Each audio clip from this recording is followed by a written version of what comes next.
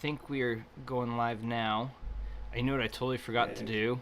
What's up? I forgot to plug in a hard line for this. So if I get weird internet jumps, let us know and I can Oh, do a wow. quick rundown. Whew, Yeah. Well, sorry. But anyways, Jay here to talk vinyl and or analog and the pros, cons, loves, hates, joys, sadnesses of all things analog vinyl. yeah. Yeah, no, I'm stoked about this topic. By the way, hello. How are you doing? Happy It's Thursday. man. We were talking about a little bit, but like my past 2 weeks have been just pure chaos. I've been daddy daycaring it nonstop. The daughter's out of daycare, so she's doing like summer camps, and they're only like 2 to 3 hours each every day. And so so I get there, drop her off, I go walk, take pictures, edit them, and then go pick her up. It's like I don't have Wow. a lot of time to. And then it's just her and me the rest of the day, and then the wife And, gets done working, and and she's stealing your atriums too. yeah, she was. That's, Yeah, that By the was way, like this is. Oh, sorry. Go ahead. Oh, and then this is what I got in yesterday, and she was rocking these too, but she did like my atriums a little bit better. These are the Tour Classics, Wow. and a little bit of different design going on there, but it's I dig it. These are pretty fun. That's cool that she has an opinion between the two headphones. Yeah, it's where did I put my? It runs in. It's in the blood, bro. So it was funny. She liked these for the music. She preferred these for the. I think these are a little bit lighter. These aren't as heavy. And so she was like, "I like these ones fit better." Hey, bro, you know what? I got this. You need to start doing impressions with her. Like, she just puts on something for the first time and just do the review. And she's just like, Watch her face. she's like, comfort. A little bit, she's like a little bit high on the top end, a little stabby, you know? Yeah, exactly. What's the show that she loves? She loves Bluey. So Bluey's one of them. Ryan's World. Ryan's World. Yeah. That's the one that she told me about. See, that'd be really funny. She's like, I prefer these for Ryan's World, but I prefer these for music. That would be so awesome getting her to do reviews. Go down that path. Yeah. Yeah, yeah. We'll see. Things are going to be changed. Maybe at the end of this, I could talk about the things happening. Yeah, no, totally. By the way, I was going to say, real quick, I think this is what I'm going to be tapping into. Little Kitty Cat Blues. yeah. And this tastes like vanilla blueberry pancakes. It's a pale ale. This is what I'm going to be doing, and yeah, this is just hard seltzer, mango flavored. I know. Don't drink this. Amazing. Cheers, man. by the way. Cheers. Cheers. I should have brought a glass with some ice in it or something, but I'm just going to drink it out the can. I'm not classy like you, bro. So I was reading, or got a thing from another person on Instagram. They're talking about how you're supposed to hard pour beer so that all the gases come out. I didn't do a good job of hard pouring this one, but anyways, guys, blueberry, crazy.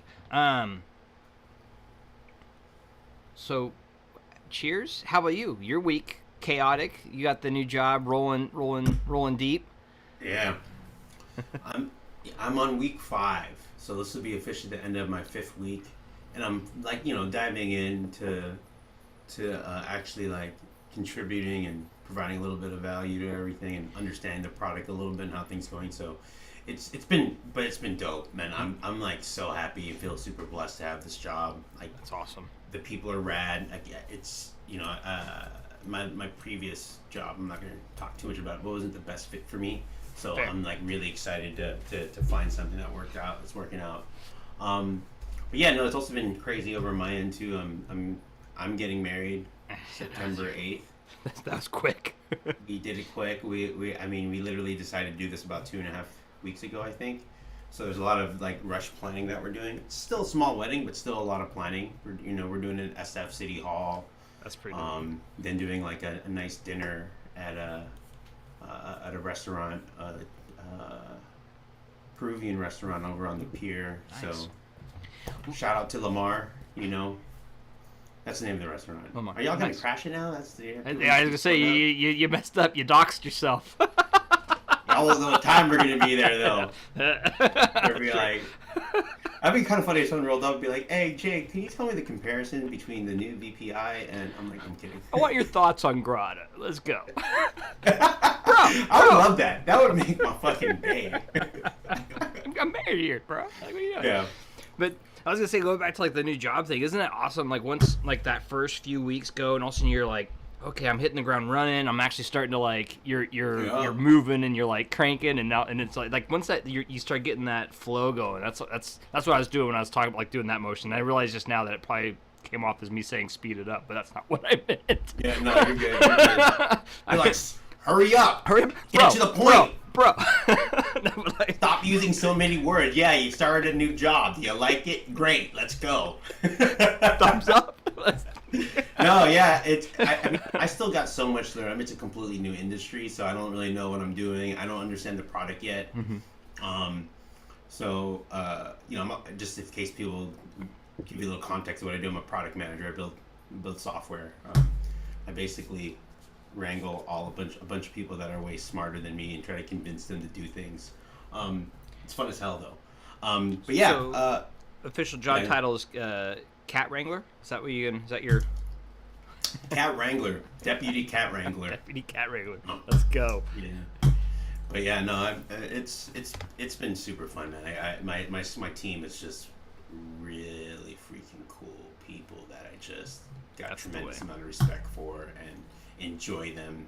But it's been 5 weeks. We're in the honeymoon phase. You know, I like to say it's not until 90 days you really know like what's up. 90-day fiance. Let's go.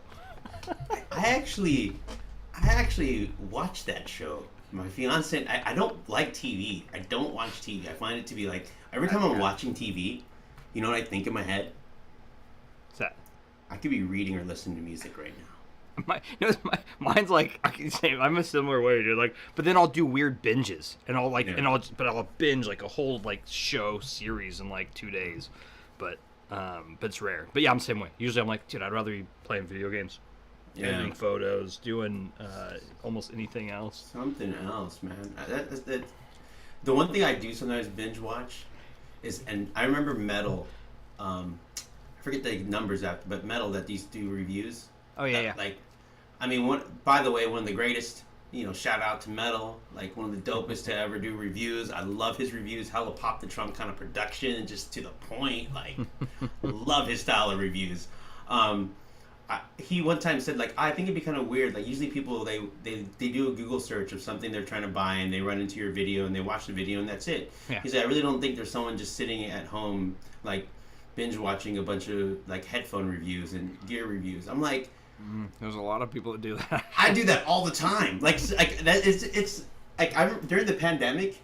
Holy smokes! I would watch for hours just over and over gear that I don't even care about. Like things I would never buy. I'm never gonna buy this, but holy smokes, this is fun to watch. You know? See what this is about. Yeah. Yeah, so, I'm with you, man. I do that too. Or I'll do especially if I'm have an interest in it. Like speaking of, like I won't watch TV, but you throw in some like YouTube channel videos and like some other random like stuff that I have an interest in, and I'll binge watch to learn all about like whatever it is I want to. Yeah, for sure. I'm all about that. Like I love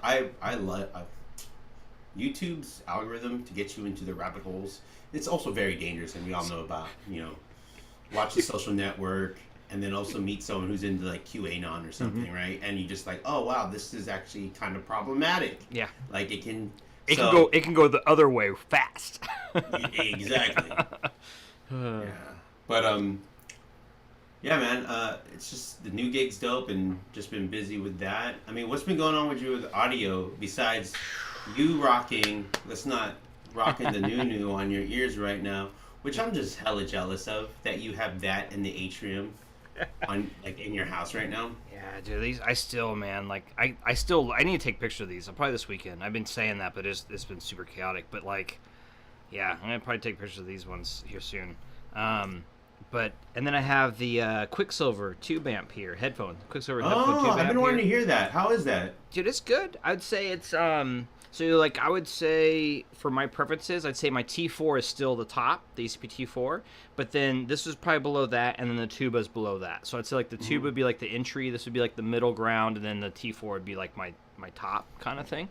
But What's it's the good. T4? It's the ECP T4. They don't Is even that a make- solid state or is that a It's tube amp? Tube hybrid. Sorry, my. Oh, okay.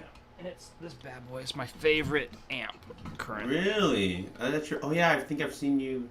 Wow. Is it only balanced? No, it's RCA on the back. It's just a balance on the front only. Yeah. Oh, got you. So it's really a single-ended design. Single end design with the Yeah. yeah. It's a tube hybrid, and it's just real simple. But it's like just dude, the sound that comes out of this is just man, like I love it more than any of the other. Like at the end of the day, this is the amp like that I'm taking with me. You know what I mean? Are those 6922s on yes. there? Mm-hmm. Okay, I love that too because there's just so many options with that one. So like rolling is just Super easy. yeah. I actually I just rolled on some golden lions onto the Folkvanger. That's what I have on the Quicksilver right now. Some Nice. Genelex Gold Lions.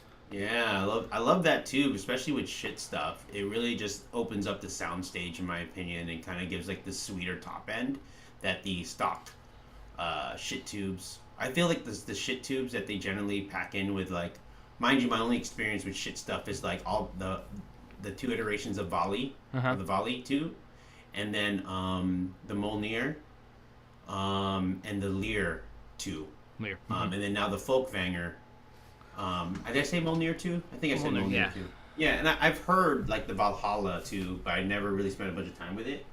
I always feel like the two that they start out with are they're very like I wouldn't even want to call them neutral. I just think they're kind of like blah. They're not exciting. They're just they're dry is the way I would describe them. I have a KN HA1A Mark II. Looks like an old 50s speedboat. And that is kind of like that. It has a little bit more flavor, but it's still that neutral flavor that's kind of like there, and it sounds good, but it doesn't.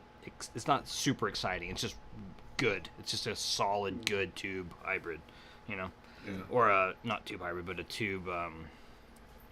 What's it called? Not OTL, but wow. SCT, single-ended. Yeah.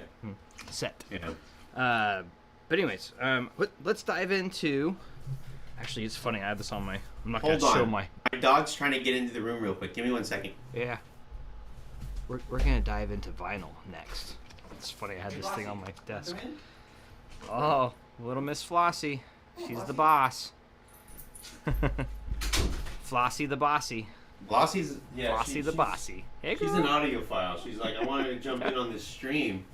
I love your pictures of her like wearing headphones and listening to music with you. Yeah, I mean, she lit legit. Like when I'm on Saturday, like anytime I'm playing music, she comes into the room, and you can't really see it here, but I have a listening chair right here, and I have an ottoman, and then she'll come up. She has a little bit of a back leg problem right now, but she'll put her paws up on the ottoman, and she's like, that's her listening position. Yeah. And she'll sit on the ottoman and listen to music with me. She kind of has a very pretentious taste. Like she always makes fun of all the crap I listen to. She's more into like experimental rap and avant-garde jazz, like really obscure stuff. I can dig it. I mean, hey, you know.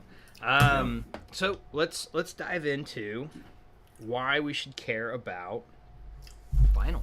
Yeah, no, totally. I'm stoked to talk about this primarily because, I mean, it's one of the big reasons what kind of was the gateway for me into this hobby. Of what do we got there? Oh, I was gonna say our vinyl. Yeah, it's inverted apparently. Is that inverted? So does that mean is? I'm inverted? Is it reading right to left instead of left to right?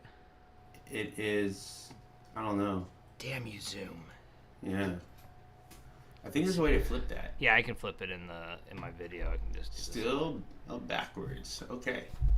By the way, we are going to address the questions that we see on the stream. Yes. Yeah, we'll do that a little bit after the topic, but we're definitely not ignoring you guys.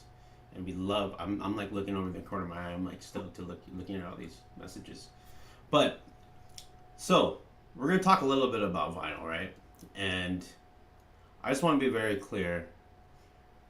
I'm not going to be talking really about like the technical aspects of it, nor am I going to talk too deeply about what gear you should buy. I'm not an expert on comparing or reviewing vinyl gear. I have opinions on stuff. Mm-hmm. I have opinions on like how you should set it up. But really, this is all about. Like, what I want to kind of chat about and set this up is just kind of like, my perspective on like why you even should be like interested in vinyl.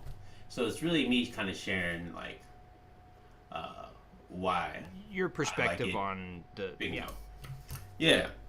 So, but I'm definitely not an authority of like You're more of an authority than I am.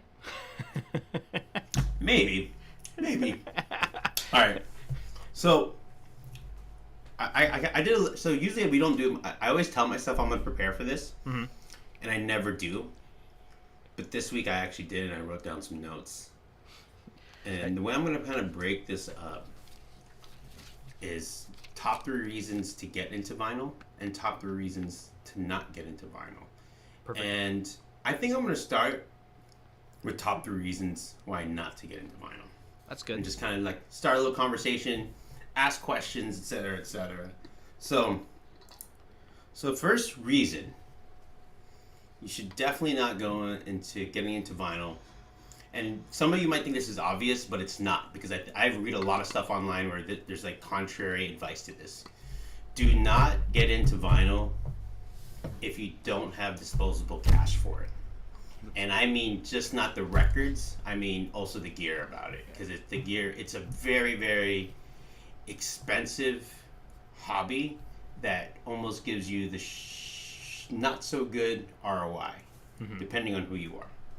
And reason why I think this is important to say this is a lot of folks will go to a record store, or they'll like go on eBay or Discogs, and they'll see all these records for $1. There's these records for like $3, and like, oh, I can get all these records for so cheap. You want. Those are things you do well. Sometimes you're lucky. You may want them if you really love like, if you really like, what's his name, Daryl, whatever, Hall & Oates. Like if you love stuff like that, if you love a lot of the stuff that was produced in the '80s, that's just kind of like mass-produced, kind of porny. Just a ton of it. Yeah, like Jermaine Jackson's solo album, which just like a ton of like these $3. They're the good records. Especially now that the hobby has really blown up, it's harder and harder to find those gems at Goodwill, at wherever you're talking about. Yeah, facts. I agree. Culture Club. Yes. Hey man, Culture Club. Yes. Or like, what's some good records you can find kind of for cheap are Genesis records. Yeah. Yeah, there's a lot of Genesis, because you have to think about like, it could be cheap for you if you love all the stuff in vinyl heyday of like mass produced stuff, like late 70s, early 80s. Because the stuff when you start getting into like the 60s, it just gets expensive for good quality stuff because it's old. But a lot of stuff from the 80s there's a lot of it because they were producing hundreds of thousands of records. Was the hotness? Yeah, so there's like supply and demand. There's a ton of supply. Also, is the gear aspect of it. It's super expensive. Cartridges are pricey. A good turntable can be pricey. A good preamp can be pricey. And then on top of that, like the maintenance of it, getting proper like sleeves, inner sleeves, external sleeves. Yeah, those aren't cheap, especially the good ones. Anti-static stuff, the storage stuff, racks. Like look at the racks behind you. Like, yeah. If I do want to give a hot tip, look up Sleevey Wonder if you want to buy sleeves. Sleevey Wonder he sells on Amazon, but I believe you can go directly to him. Really good deals on sleeves. Also, like Music Direct is where I get a lot of I'm really big into like the Japanese resealable sleeves. That's the only outer sleeves I really kind of mess with on regular. And then they also do the inner at Music Direct they have like the lined like nice anti-static stuff. Because if you use those paper sleeves that come stock for a lot of records, they're terrible for your record. Way bad, yeah. Yeah. I'd grab them, but they're all buried back there. But yeah. I'll just say, Aiko said extra room just for records. So we were actually talking about. I know a guy who has for his massive storage collection or massive collection in his house. And he actually, because the weight of all the records that he had in that room in the storage, the vinyl storage space in the house, he had to actually have it shored up, that room structurally, to support the extra weight from all the vinyl. So he had to have it go. A construction crew come in and actually shore up all of the whole that room to make it not so like they so basically wouldn't collapse into wherever. That's crazy. Yeah, I mean that's wild, and that kind of actually kind of brings us into my next like reason why you don't want to get into vinyl is you don't have space for it, or you move a lot. Oh, I yeah. mean, that's heavy. Yeah, I mean, I'll be honest with you. I'm out of space for vinyl. Like you see that stack right there. I'm trying to organize them. Blossom's looking at them right now, just being like, "What are you gonna do with all these records?" I just don't have like, and organizing them is like it's time consuming. It's inconvenient as hell. Like I got records out in the living room. It's just. Have you seen the catalog organization style where they take the sticky notes and they do the different color coordinated sticky notes, then they'll put like a letter on each style, like so like green will be ones I don't ever listen to, neon yellow or I haven't listened to these yet but I want to listen to them, and like pink would be like my favorite, or you know what I mean, like I'm just throwing random there, but and then they'll throw like letters or numbers on there to kind of like help organize there. Is that something that you would do, or do you just know where stuff is? So I actually have everything organized by genre and then alphabetized, so it's like genre, alphabetized, and then a release date. Okay. So what that means is like, right? So it's like, for example, like if you have hip hop, it'd be like the upper left rack up there, right? And it's A, B, C, D. Yeah. And then Kendrick Lamar, I'd put Kendrick Lamar under L, and then if I have like, you know, so let's, for example, I have first release, second, third. Exactly. Mm-hmm. So that's the way I have it organized, and then I also this rack below. The row below, like where I'm pointing, there's like box sets there, and also certain records on that lower area are just records that I love, and are like somewhat like kind of rare. Like I got like test pressings of a lot of the Jazz is Dead series, which by the way, I just got Jean Carn's release, which she's like one of the vocalists from the Black Jazz label, who Jean Carn and Doug Carn have done a release with Jazz is Dead. And I did not think that Jean Carn's release was going to be like one of my favorites from the Jazz is Dead series. I just didn't expect it, because I'm not like a big vocal jazz person. Mm-hmm. Holy, like this album is so fire. Freaking good. It's one of the better sounding ones. It's 40. It's only one disc, but it's 45 RPMs both sides. So it's not a very long album. Okay. Super interesting, sounds really well. There's like really great imaging, really great sound stage on it. I was like blown away by how well that record was. And to be honest, with most of the Jazz is Dead series, like they sound good. But most of them don't sound like audiophile great. Like they're not like an acoustic sounds like pressing or anything like that. But it and I don't think it's like a fully analog chain on there. But really sick. So yeah, that's like an organization is that. And then usually right here, see all those records down there? That's usually like a queue of things that I haven't listened to, and as soon as I listen, I'll put it away. Got it. Yeah. And like if you see here, I got the Get Up Kids. Oh yeah, the bottom right there. Something to write or bottom left, depending on if you're mirrored. Holy crap! What a crappy sounding record. So bad. Like distortion in like. So bad. I know you're talking. I got an album like that, and I was super stoked for it because like a cool limited release or whatever, and it had like the color vinyl, and I should have known better because it's like a pop punk band, but like I mean, here's the thing though. Like for example, like okay, And I agree with you that pop punk and like just punk in general and like a lot of rock isn't meant to be like sounding fantastic, right? Yeah. It's not about that. It's a lot of distortion, a lot of just go, you know. But what I will say is that like it depends on what your expectation is. For example, I think Alkaline Trio's first album, God Damn It, which by the way I'm a huge Alkaline Trio fan, so bias. But that record was recorded for just a few $1,000s, and it's not like a jazz record or anything like that, like a audiophile. Like there's not like a bunch of space, but it captures right. the energy in that studio very, very well. There's clear definition between like the instruments. There's separation. There is that distortion and grittiness that you want, right? And the record sounds fantastic. The digital version's good too, but I mean, I have like 3 or 4 pressings of that record, and it's, I mean, all of them are pretty much the same. I don't really see a big difference between them, but there's color variants. Like I said, I'm a big fan, so I collect all that stuff. That's the way. But man, it's a good sounding record. Like, but see this thing over here, like I don't even think it was mastered for vinyl. Like they weren't even thinking about mastering it for vinyl. Just took MP3s and threw it on a vinyl. Pretty much, that's what it sounds like. It sounds really flat. It sounds really dull. There's like inner ring distortion for days, which, do we know what inner ring distortion is? So that's like, isn't that the where it's like the needle doesn't fully get to the where it needs to be, and it rides on the upper edge of like the does that make sense? Kinda. So here's what it is. It's typical. So if you look at a really good audiophile pressing, you'll notice that the grooves kind of end.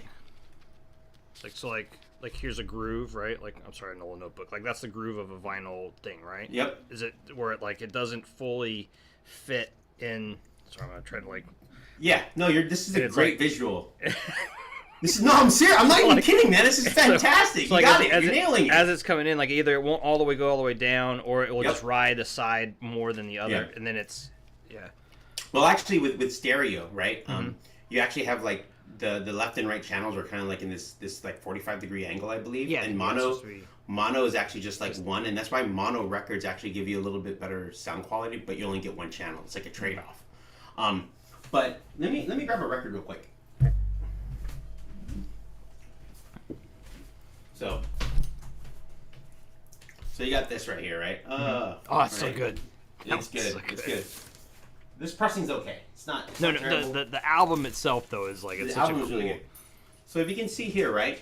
So if you buy like a MoFi pressing or acoustic sounds pressing, you'll typically see the grooves end about right here, usually.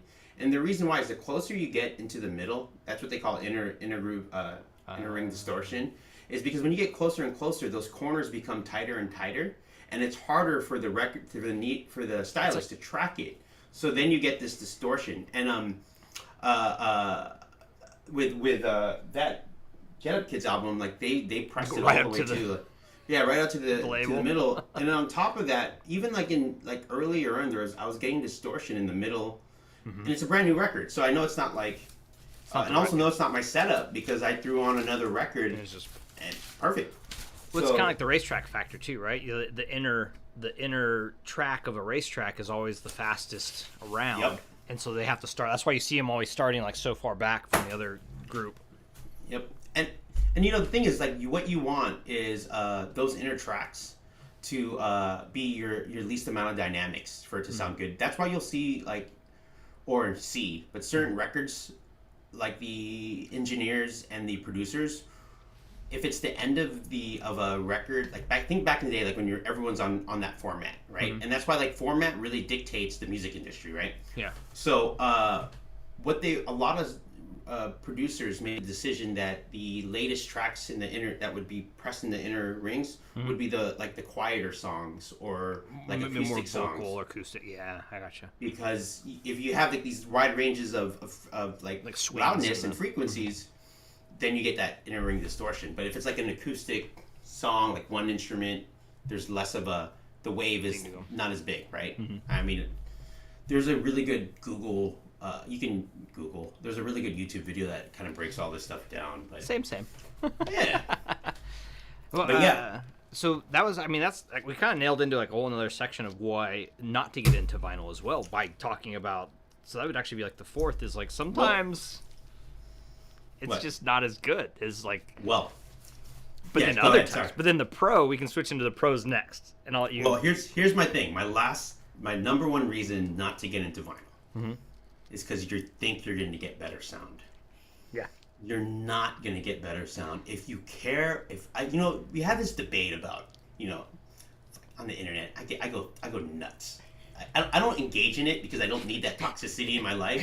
You're like, analog is better. Like, no, digital is better. Like, who fucking, like, stop. Yeah. Stop. It's not better. It's different. And Yeah. whatever connects you to the music, be happy. And everyone has this ego. Like, if you don't like what I like, then Dude, I'm offended by it.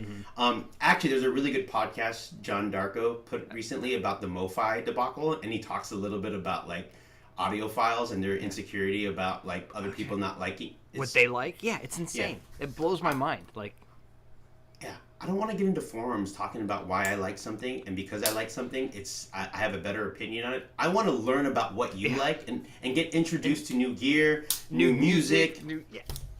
I love vinyl because it's a preference and because it's something that I have an emotional attachment to, and I know that one. But will I say that digital is better? No, I will say it's different and it has advantages and it has some trade-offs as well. Yeah. But I really, really enjoy listening to digital music. I have many DACs, Me too. I mean, we all have many DACs whether we know it or not. You got big DACs, you got little DACs. Yeah, I mean, everything has a DAC in it. Our computers have, like Sorry, that was a bad external joke. audiophile DACs. Yeah. Big DACs, little DACs, medium-sized DACs. That's like you remember the skit with the deck skit from like what was it, the redneck?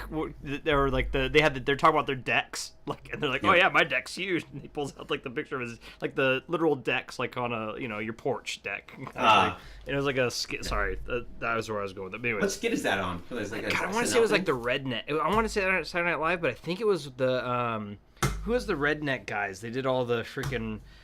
He does like the kids show now. I can't think, but it was one of those. I'll have to pull it up and find. I'll pull it up and I'll send it to you. But yeah, funny. Yeah, craziness. I was gonna say, so going back into that too, like the experience of it, and kind of Skib actually kind of people out too. And by the way, everyone that's listening, we're gonna come back through and check all the questions. we're not ignoring it. We're not We love ignoring that you guys are engaging. This is the reason we do it and what motivates us to keep jumping on this stuff. But yeah, so like going into the experience of it, right? It's kind of like coffee. Like you get the people that are like, I'm totally fine with an espresso. I'm totally fine with instant coffee. I'm totally fine with. But then you get the other side where it's like, they get down and it's all about the process of measuring the beans, putting the right amount of water to the specific type of water, the type of beans, and matching it and grinding it and finding that perfect balance of like it's almost chemistry, right? Like, but it's that process, 100%. And there's people that love that process. And the same thing with vinyl. Like you get that process of like picking the album, wiping it down, getting rid of the static, placing it, playing it, and then just sitting down and then listening through the whole album, because it's not like digital where you're like, tuk, tuk, tuk, I don't want this, tuk, tuk, tuk, tuk. Like it's a whole nother thing. So here's my thing too. I really do want to. I've spent more time, effort, and probably more money, definitely on my 2-channel system. Just in my system in general, like we're talking about like my formats, I've invested a lot more time and energy and money onto my vinyl setup versus my digital setup. So if you were to sit down and listen to a really good pressing of a song or of an album on vinyl on my system, and then I put the same like high res file and you listen to the digital, the analog version, the record version will probably sound better.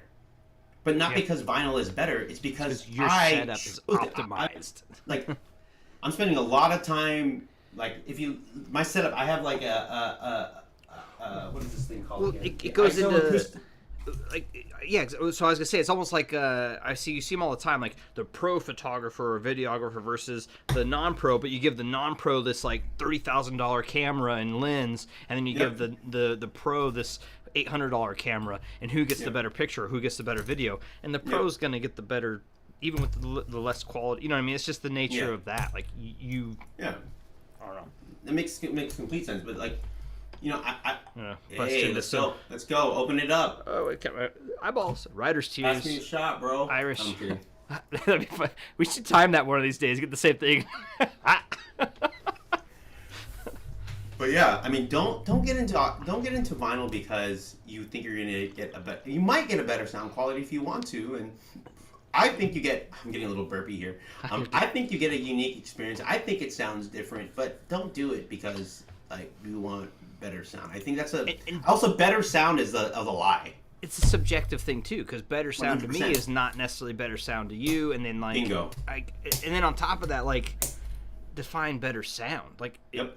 You're not just go walk in and be like, "This is better instantaneous." Sometimes it works that way, but like you said, you have to work at it. You have to like figure out and key in and dial in your setup to get where you want. I love like AAA vinyl, all vinyl, all analog chain. Do I think it's better than like going DSD transfers? No. So here's what's really funny to me. The positive thing coming out of this whole MoFi debacle is one of the biggest selling albums that was praised, and it's just like sells for like $4,000. Is well, not just that, but is Santana's Abraxas album, if I'm pronouncing that right. It sells for like $3-4 and everyone just touted how amazing it was, and everyone that was like believed that it was a AAA pressing. It's been revealed that it's not. It's going on through a 4X DSD. It's going from tape to 4X DSD, then to vinyl, and everyone's just like, "This is so amazing! This is so amazing!" That right there tells you that a triple analog chain doesn't mean anything from the end product. Mm-hmm. But for me, MoFi, that's not the problem. The end product's great. MoFi pressings, I've listened to a bunch of them. They sound good. They sound great. It's the lack of transparency, by the way. Yeah. I'm not going to go too deep into that. But, yeah. Don't get into vinyl because you think you're going to get better sound. Digital is going to give you great sound.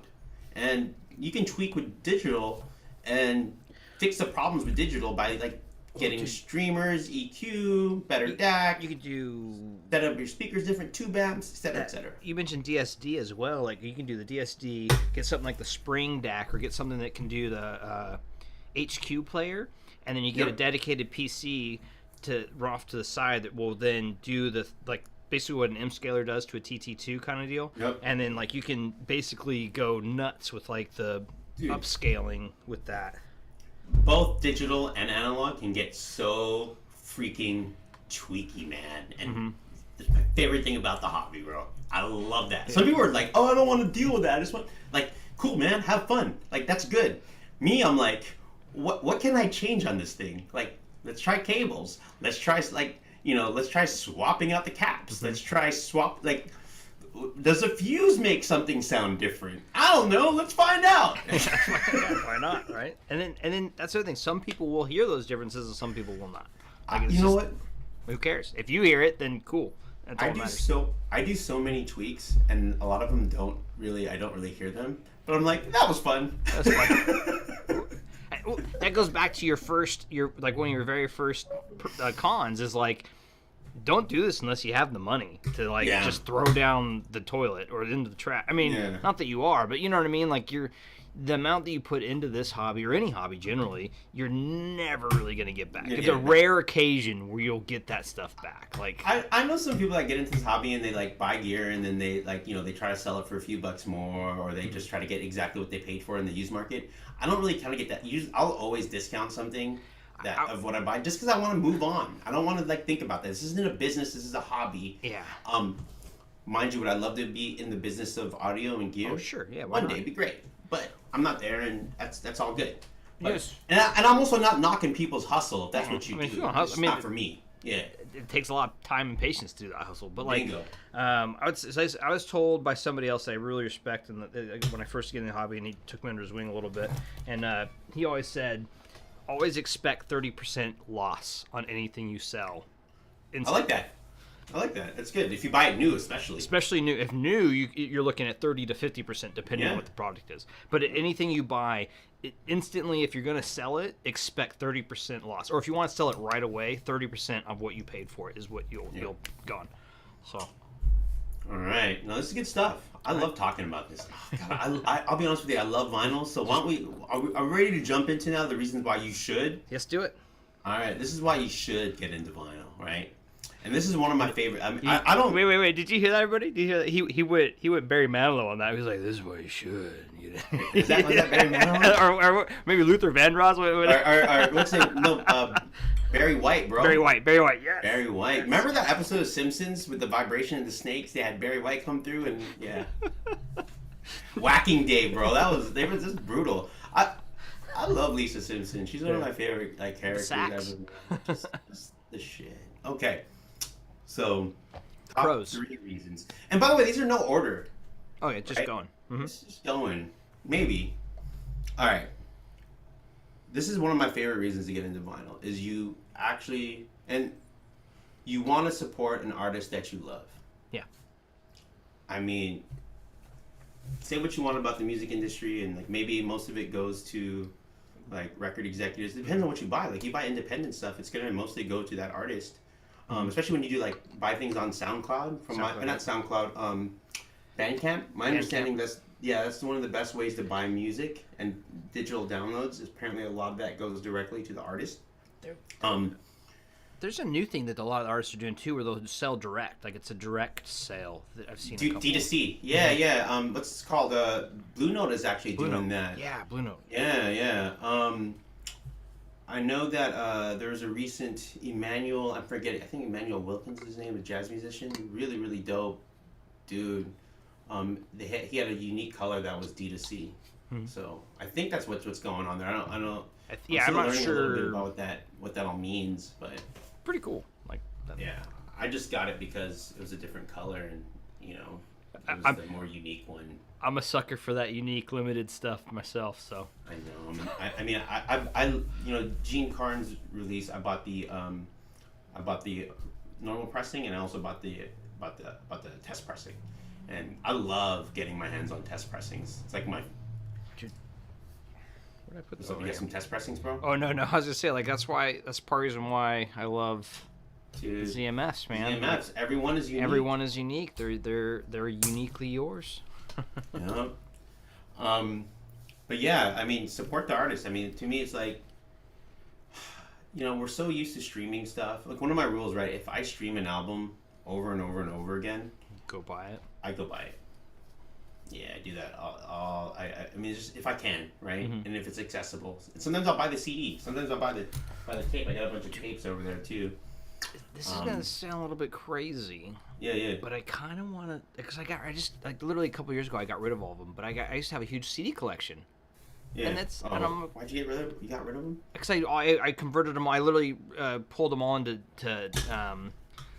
FLAC files, and then I donated them to the library. Oh, that's sweet. But now I'm like, why did you? I still have a couple, but I want to get a CD, a really nice CD player, a transport or whatever. But you know what? You know what's a good transport to get? That's affordable. The Cambridge one. The CXC. I heard about that one. Yeah. Yeah, it's I think new. It's $500 or $600, and you can just hook it up. There's no DAC built. That's the thing in between a transport and a CD player. Mm-hmm. Transport does not have a built-in DAC, so you got to plug it. You got to plug it into your DAC. Does a CD player need the DAC though? It does, for sure. Yeah. I mean, most CD players have a DAC. If you have RCA outs, so. Wow. CD is digital format. It's ones and zeros, right? So then what happens is then it goes through a DAC. And then that's why most CD players, a standard CD player, has an analog out. I'm just that was so dense of me. No, it's all good. That stuff is weird, bro. But yeah, transport gets rid of all that stuff. There's no DAC. Yeah. And there are some CD players that have a DAC built into it, but you can bypass it because they have a coax out or an optical out. I have a better DAC anyways. Generally. That's why. Yeah. So it's people that love separates, man. I'm all about separates. I know, I've been listening to a lot of stuff about how integrated amps are, a better way to go now. The technology has gotten so great. They have built-in DACs, built-in phono stages. I'm good. Don't want it. I don't want it. I got my I want all the stuff. I want all these big boxes in my room that generate heat. I want my room to be 105 degrees at all times. Exactly. It is legit super hot and it's like 10 degrees warmer in this room. It's really bad. It's my same. I'm literally. I don't know if you can hear it, but I have like this fan just blowing on me right now. Yeah, it's warm. I got the window open. But yeah, even if you don't have you don't even need a record player. Mm-hmm. Buy records of artists you love. You won't regret it. It's a nice physical thing that you can have. And they're dope. You can display them. Like you can have them be. Yeah, agreed. There's a lot usually really cool art. And honestly, depending on the record you buy, you could potentially, even though we just said don't get into it for making money, but a lot of these can go up, especially the vinyl, so it's limited. 100%. Like I bought No Name's mixtape, her first mixtape, and that thing sells on vinyl for so much. With Saba's like original Vinyl Make Please album, but I'm not selling those things. I'm keeping that, So I just got a message from one of my buddies, and he was watching right now, and he's like, he can hear your desk, and he says it sounds like a drum. He's like, oh really? Oh damn. Okay, let me go fix that. So funny thing is, I got a shock mount coming in tomorrow. Oh, nice. Yeah. Well, I just thought it was funny. He's like, I hear your buddy's desk. I'm getting all excited and like banging shit. Like, so I get it. I did the same thing. I'm always moving. It's funny because you get the hard seltzer in me, and I go nuts, man. Especially the mango. But dude, I love mango, dude.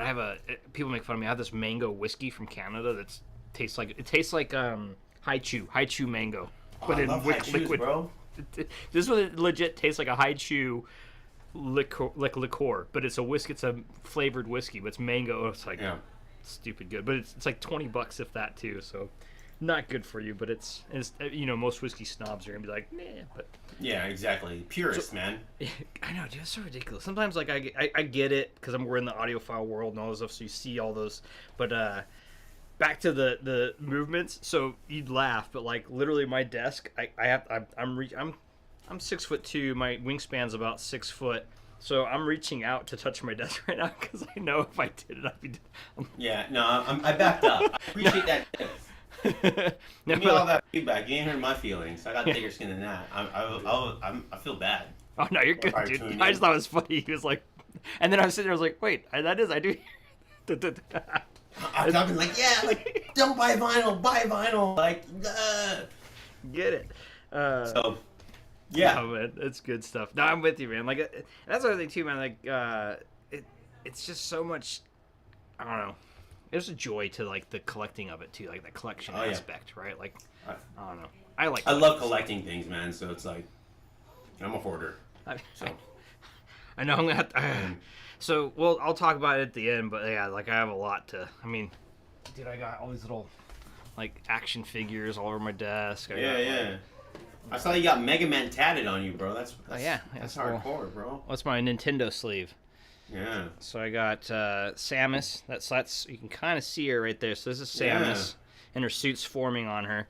Then you got come on, Legend of Zelda with the hearts. You got Firebrand. Then there's Samus, and then you got the mushroom. Or if I'm not mirrored, Black Wizard. There's a Metroid, and then I don't know if I can be able to get it here, but you can kind of see. Let me see if I can go this way.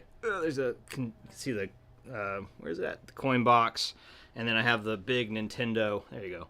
Yeah. Nintendo, and then I have like that's for other stuff. But then on this side I have Wily, and on the back is Ninja Gaiden. The original Ninja Gaiden. Sick. You're looking at the Castle Doom in the back. I want to get all those really bad, Nintendo movie games like Ghostbusters, Who Framed Roger Rabbit, Darkstalkers. Was it Darkstalker? All tattooed.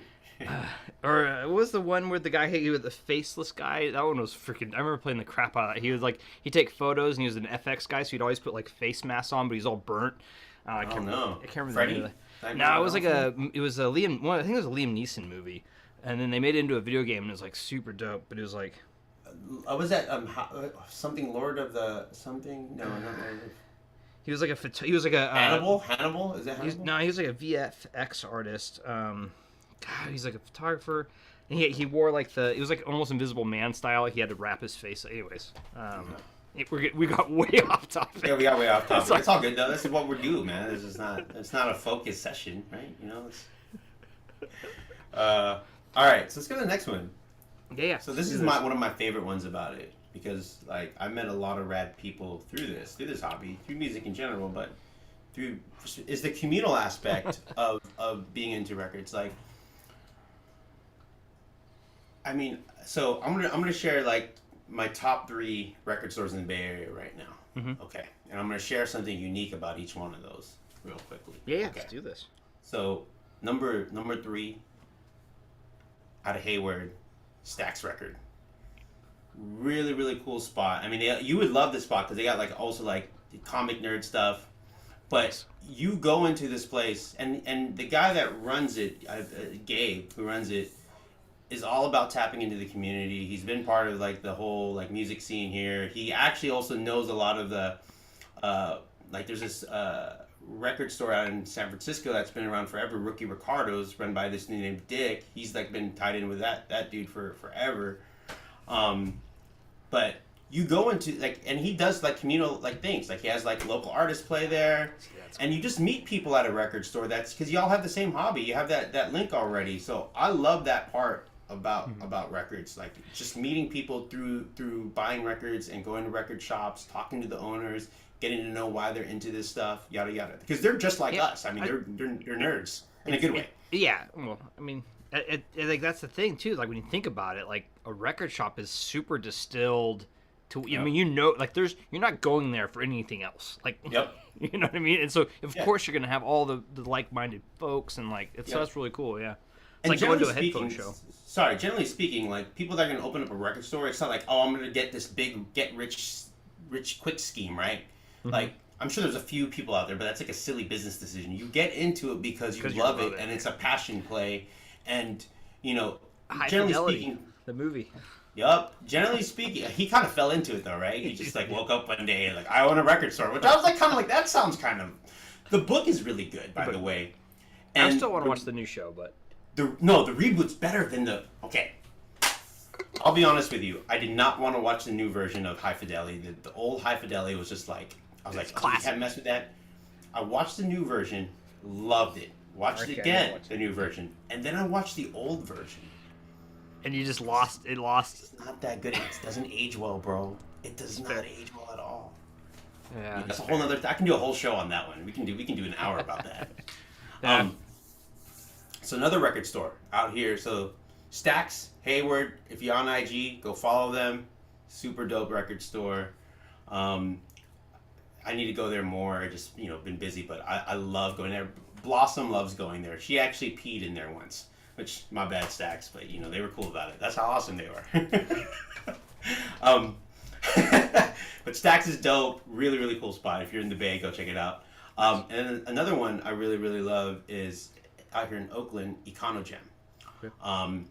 Everyone on that works at Econogem is super nice. Will always give recs. And also they love dogs. They have 2 handles. One handle is just like their main handle, and it's basically just dogs that come to the store and like hang out. And they take it, and every time I bring Blossom in there, they're just like, "Can we give her a treat? Can we pet her? Like what's da da da?" And that's dope. If you guys go onto their handle, you can see Blossom recently. They took a picture of her and posted it up there. But yeah, really really cool store. Super fair prices. The guy that opened it, I've talked to him a few times. I don't know his name, so my bad on that. But I believe he used to work at Amoeba and learn the business there and opened the shop back in like 2013 or something. And you just know it's like everyone's super cool there. Very communal kind of spot. That's dope. Has a lot of really good selection of like Zamrock and like so stuff like from like Africa and stuff. Mm-hmm. Really good selection of like new pressings there. Lots of good jazz and hip hop there too as well. So. Also, another thing too is they have 2 handles on IG. Mm-hmm. Another handle every night, I think they do it at 6 or 7. They just post records that they have, and then you can buy them. So you just click like sold. You just type sold, and then you pay them Venmo, and they'll either ship it to you or you can go pick it up at the store. I tune in every night. During the pandemic, I was looking at stuff it was so great, man. Yeah, they did a really good job at that, and just cool people, man. That's really cool. Very dope. And then last, but definitely not least, is my favorite record store. I'll just be honest, a little bias here. I haven't been over there in a minute because it's in San Francisco and I moved over to Oakland. Is Originals in the Fillmore now. It used to be in the Mission. Mm-hmm. So the reason I got into this spot was it was on my commute home, and they were in this little shop, like literally smaller than this my room here.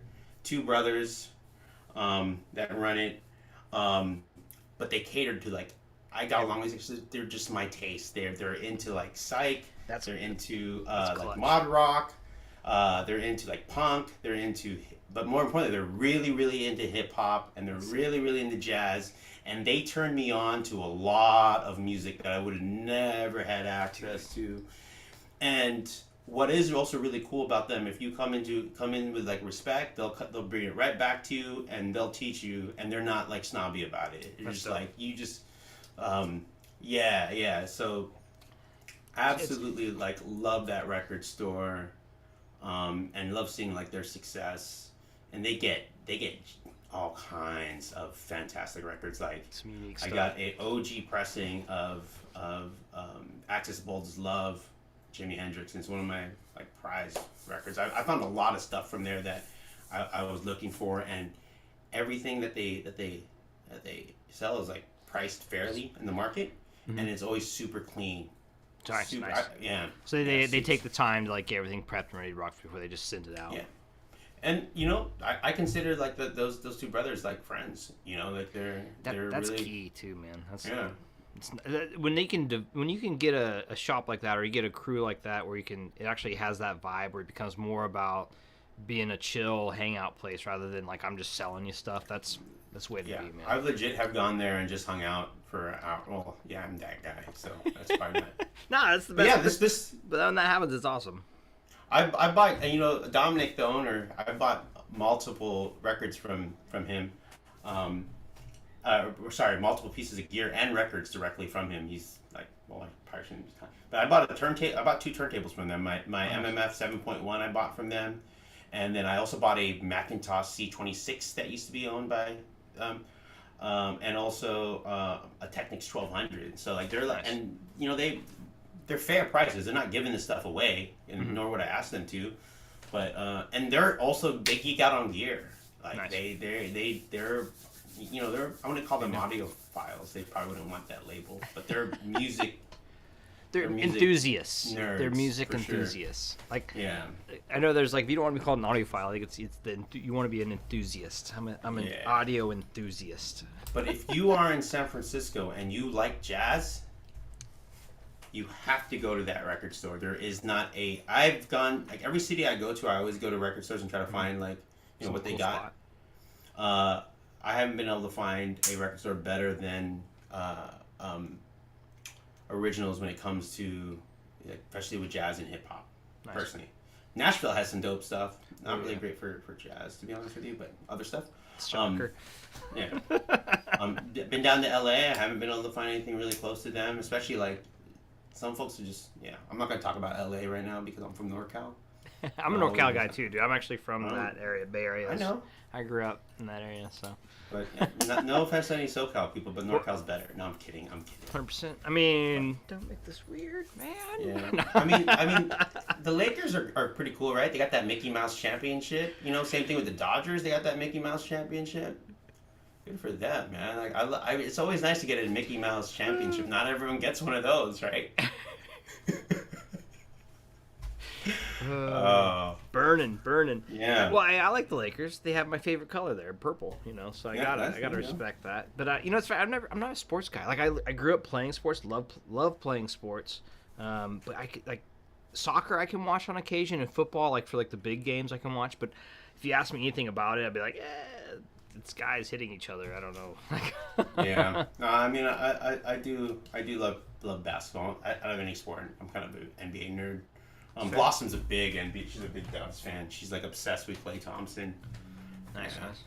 She loves basketball. You're speaking Greek to me right now. I'm not gonna lie to you. Well, it's all good, you know. I mean, I know it. Like I know how. Like I know the basics and I know all that stuff. But as far as like players outside of the big major players, I'm at a loss. I gotcha. No worries. All right. So last but not least, and then we'll jump into like the Q&A because we're getting at like time here, right? Yeah. Well, yeah, perfect. Appreciate everyone hanging in there. But lastly, is you love that physical, tactile experience. So Yeah. here's what here's what I love about vinyl is like you make physical tweaks and you hear them. Mm-hmm. Like apparently, like with DAX, like you can put like stabilization and then you're apparently can hear. You can get like the jitter for the USB, or if you switch from USB to like you should try this actually. You have the go optical from USB. Like if you're using USB, switch to optical and see if you can tell the Oh difference. I've done that. I've done some of those things. I've heard it, but here's the thing. What I notice about USB is that It's noisy. for long listens, no matter what, I always hear a little bit of a clip will happen. Whereas like when I go optical or coaxial, I don't hear that. Yeah. Yeah. But you put it on like I have like a butcher block. I have a ISO acoustics, and then I also have some like stabilizing like pads. Mm-hmm. And I'm telling you, you remove one of those things, the turntable sounds different. The Yeah. bass gets affected. So there's like this really cool physical aspect Mm-hmm. of vinyl because there's a stylus, there's a diamond hitting a piece of plastic. There's a thing like, well, that's gonna be All awkward, these but, things like, affect it. it's sitting here like There loosely you go. bouncing in I there. love it. That's And the it's best visual. And then if you have if you put your record player on top of a speaker, for instance, it's gonna be doing this while it's doing this, and you're just, I mean, Yeah. I mean, and I love it. I love setting up turntables. Like, it's kind of weird. Sometimes my friends will have like a turntable issue, and I'm like, have you set it up? did you balance Did it? you Did you put balance the little it? little Did you air use bubble the thing? And then, protractor? Yeah, exactly. Did you make sure you balanced the arm? Did you make sure you had the Tracking force? Did you Yeah, weigh? check- All these yeah. things? And I'm like, you do those three things. You really got to. And then people are like, oh, I didn't do it. I'm like, do you want me to come over and do that for you? I can. It's kind of creepy, but I love setting up turntables. You have You a know? problem with your turntable? Tell me more. Yeah. And the thing about turntables is that you always have these problems that you gotta keep fixing. So this is like a negative and positive. Yeah. But see, I just love like kind of diagnosing problems and solving problems. Like discovering a problem and then trying to solve it is like super fun for me. And you kind of get that experience with turntable with vinyl. That you don't really get that as much with digital, in my opinion. Digital is very much like just It's go. its thing. Like it's But just you can be tweaky, but it's just go. It works. There's no, What you got? Oh yeah, you gotta have one of those. I have that exact one. I have that exact one. Yeah, I have that exact one. And Let then me see if I can grab it. So this is my little case with all the stuff that I use. So I just went and grabbed out my case. Like, Yeah. maintain all my record stuff. So I think I have that exact one. Yep. See, I got that exact one. Oh yeah. It's a Solid. little It's leather like thing. $20. Yeah, it's not I got bad. I got this to like do I'm the- busting this out from all my Japan. Do your stylus. Yeah, Do the yeah. stylus. You got the little weights. Oh, I got yep. I got that. This is dope. This is from Audio Technica, and this is to like make sure your turntable is balanced. So you just drop this anywhere on your turntable, which is pretty dope. This one's fun. Check this out. This is something not everyone has. This is actually meant to like I think look at diamonds or something. But I use it to look at the stylus to see how dirty or if it needs to be replaced. I'm missing my little cleaner. I have a little droplet cleaner that you put the stylus on. Oh yeah. Oh, are you talking about this?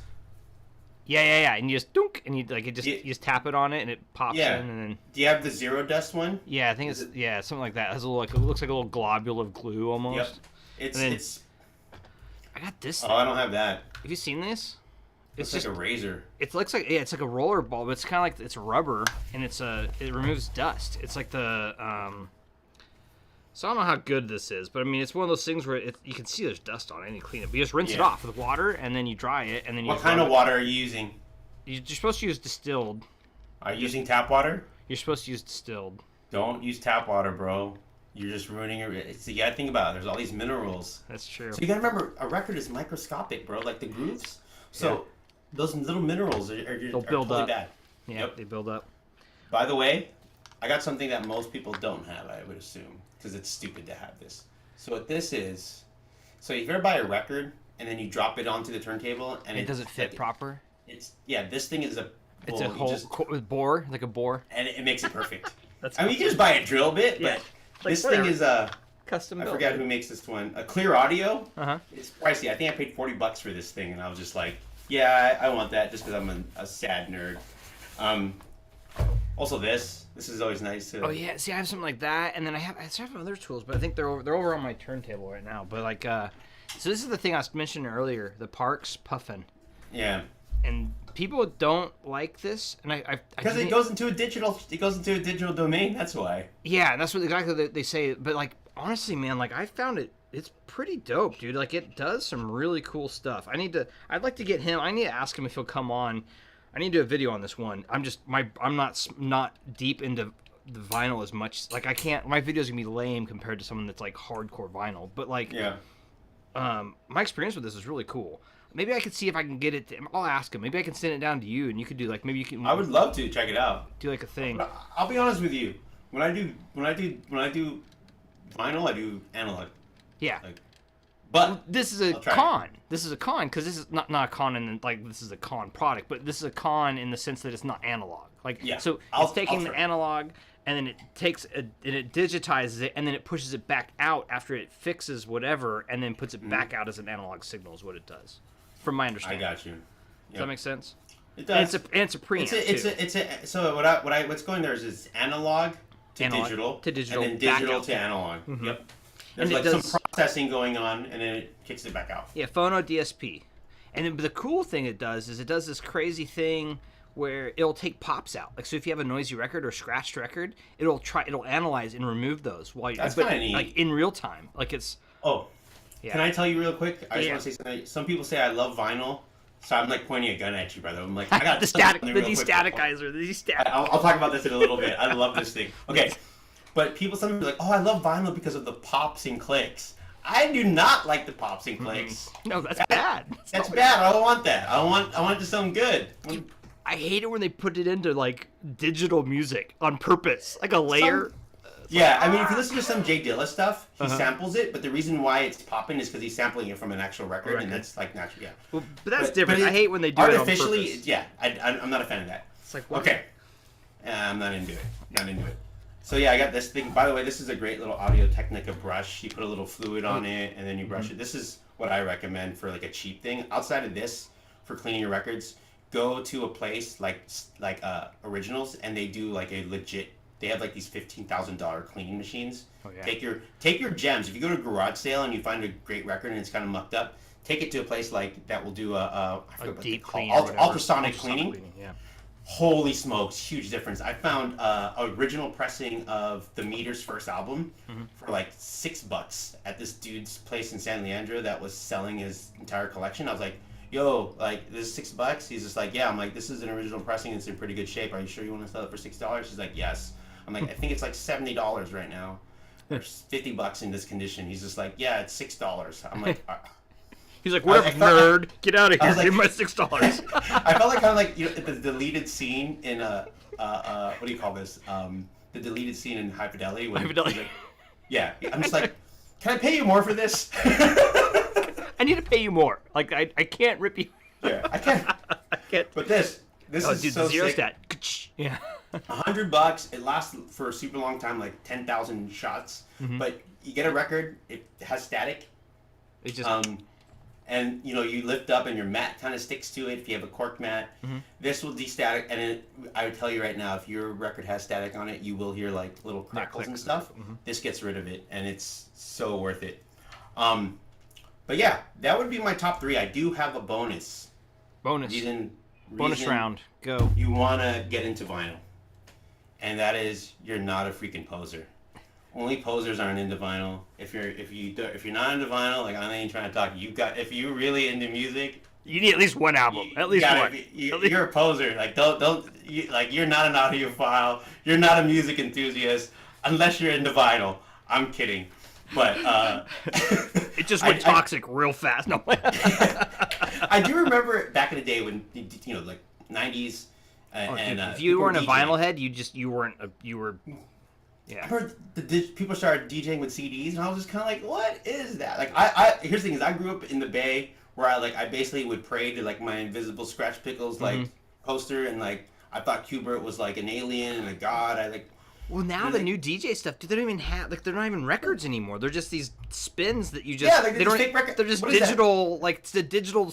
Yeah, like it's not. There's not. I can't do it. I'm not gonna rip on that because here's what it is though. Like I'm not ripping on the digital DJs this day because like what happened is they solved this problem and it's now easier to do certain things and now people are doing these really interesting things, creative things that you couldn't really do with like a full record or it's really really hard. So I think that's cool. But you have to have respect for the OGs, man.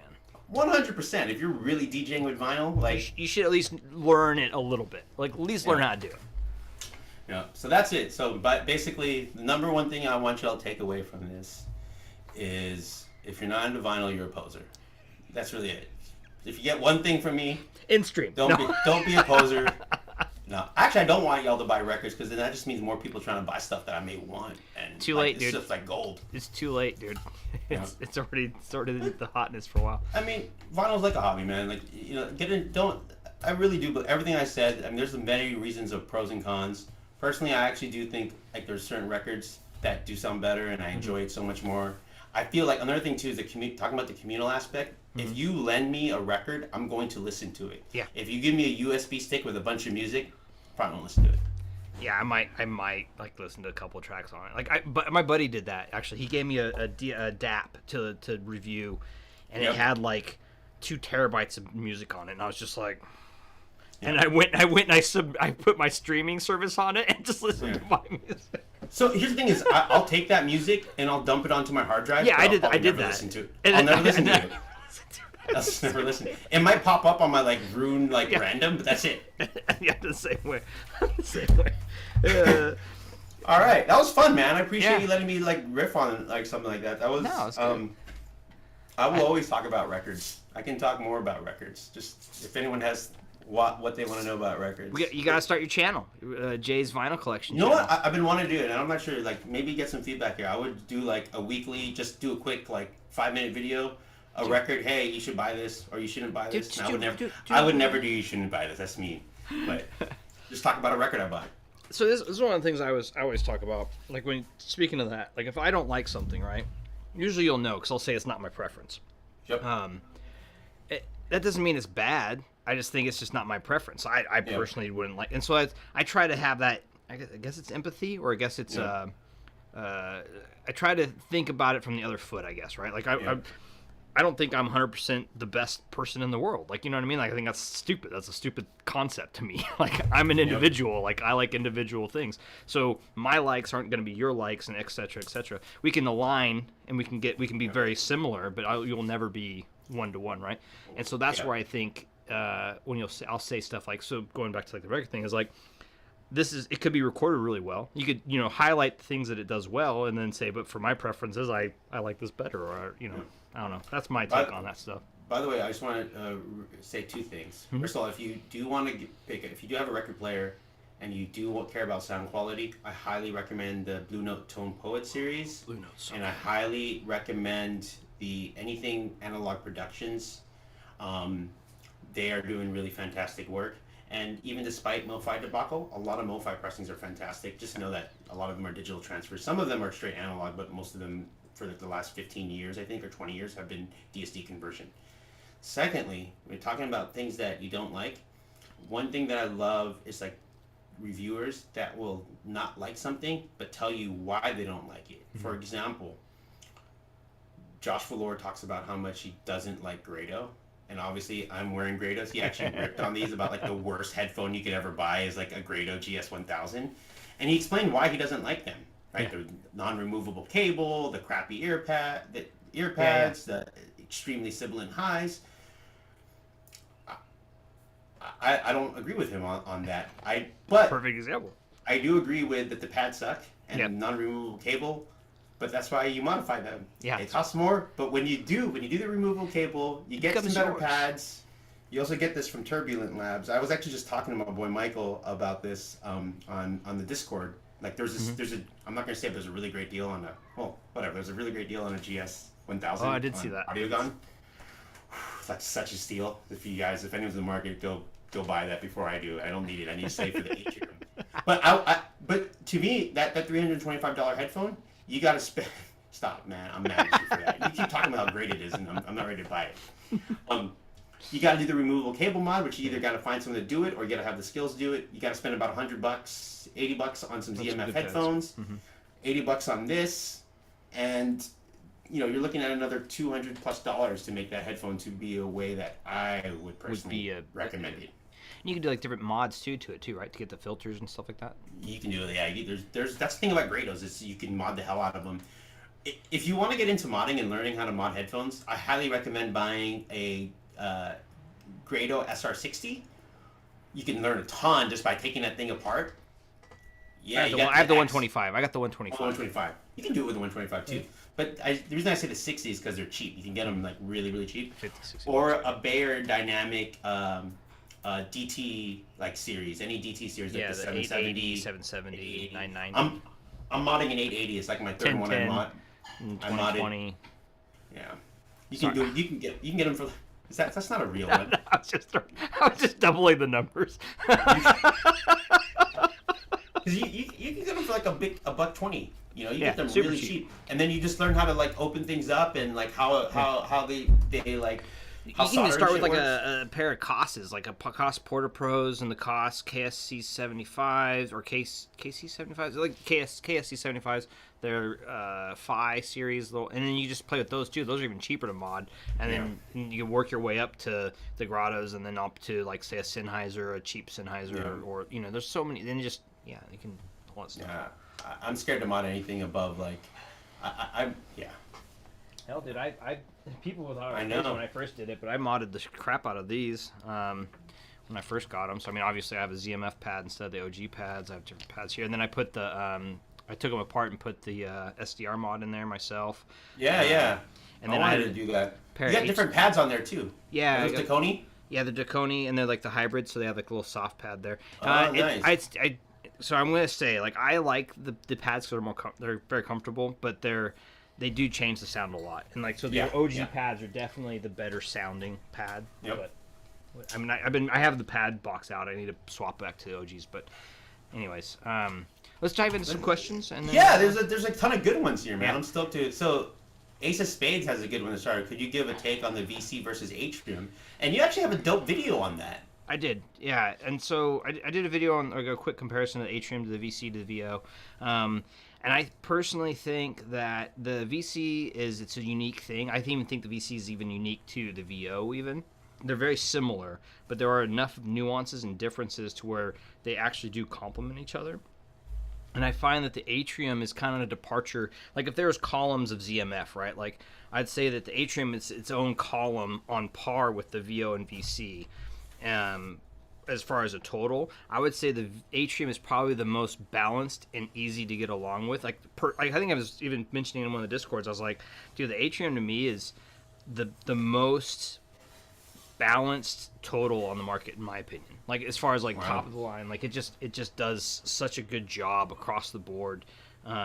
Is it the best in the highs or whatever? Not necessarily, but it does. Like, I'd say probably one of the biggest things is like its tonal balance and its staging and the imaging is really fantastic, and especially for how well it does in all the other areas. So I think the Atrium is it's fantastic. It's easier to get along with. The VC is going to be a lot more low end. It's a little bit brighter. It's a little more crisp, I'd say, whereas this one's crisp, but it isn't that super in your face crispness that the VC would have, and it doesn't have as much like punch or low end as the VC, but it's still there. It's still very good. But that's probably like a quick hot take on that question. It sounds like to me also that the timbre is much better on the Atrium than out of all three of them. And that's what really appeals to me about the Atrium, also the wider sound stage and imaging. I love my VO. Like seriously, like every single time I listen to that thing, I'm always like blown away. It's fun to like kind of like try other things and jump back. And I'm like, wow. But I know, dude. So sick. There you go. There you go. I know, man. So and then my VC. Where do I have my VC? I think my VC's actually back in my. I was moving stuff around, so it's actually that's too far away now. Panda, hold my. Here's my Camphor Burl. Ooh, which See? I'll be honest with you, on the video, it does not give justice to how like Dude. actually beautiful this is. Same with this, man. In person, this is just a completely different. Yeah. That's almost all ZMS are that way, though, man. It's really hard to really capture the prettiness of them. All right. Aiko is hopes he's sober enough for this stream. You're not. You know, No sorry, one can bro. be sober enough. No, I'm kidding. No, you don't have to drink to hang out with us. I usually don't drink. What's up, Skeebs? Skeebs is building a bottlehead crack right now, and I want to see you post Did you see the frequently on picture? progress on that. He It's posted sick. I a like picture of stain. the stain. Yeah, it's like a Yeah. interesting cut. Like it wasn't like a green. It like almost reminded me of. And correct me if I'm wrong, Skeeb, and don't be offended, but it actually almost looks like this color on this. Yeah. It's like this, almost like a greenish blue, like almost like a seaweed color. At least the picture that I saw, like that I think- sea green. To be honest with you, Tyler, I think you just lost a friend with Skeeb. Right there. You really have probably hurt his feelings. Friendship I'm off. kidding. Game over. Where are we at here? Okay. Care Bears hipsters. That's right. Careful, I'm grumpy. These people flexing their new HP. Oh, headphones. And here I am ordering Samsung Galaxy Buds too. I thought you were talking about my HP desktop that I have under here. I'm kidding. Yeah, I know. By the way, I got the Bifrost 2 upgrade for my dad. Oh yeah, you're saying that was pretty good. That's the pre, right? What's that? Is it the? You said it was for the pre though, right? It's like truly balanced. It's for the analog stage and the DAC. There's like yeah. So they and also the firmware adds no oversampling, so NOS and OS. Can you do that yourself? I thought that was the whole point of the Bifrost is you could do that new upgrade yourself. Yeah. Or do you have to? You just pop it's super easy. You just pop the card out and then put in the new card, and then you get a flash. They give you this USB drive or something. No, it's actually a micro SD card. Okay. And when they send it to you, they have the software built into it, but they actually just did an update today, which Then they just download it or. Yeah, you flash it onto the new card, and then you just pop it into the back of the Bifrost, and it runs its thing, and does the update by itself. Really genius. I mean, I love the fact that the modular design of the Bifrost 2. What I think would be super interesting is like a fully modular DAC.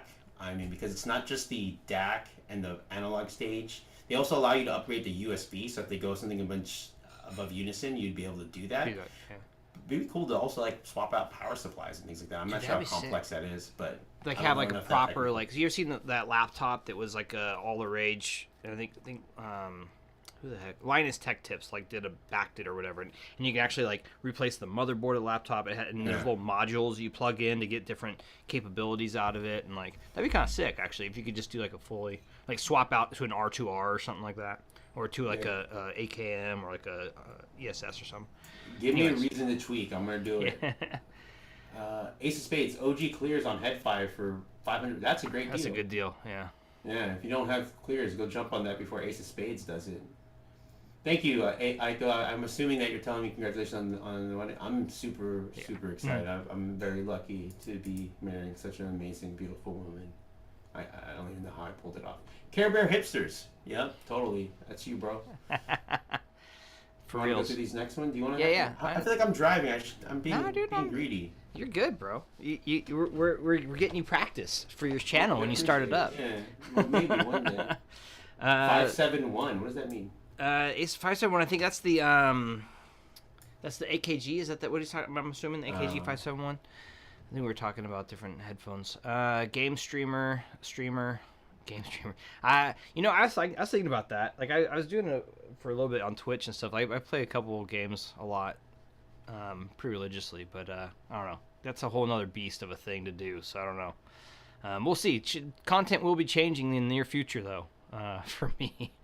But we'll go on to the next one. Dr. Disrespect. That guy is an interesting cat. He's definitely funny, but he has some fun craziness. Who's Dr. Disrespect? What's that? He does like Call of Duty and some other stuff. He's like one of those big YouTube's Twitch streamer gamer guys, and he has like a persona of being like this like mustached, sunglasses, really, literally disrespectful. Like he's kind of a jerk on purpose, kind of thing.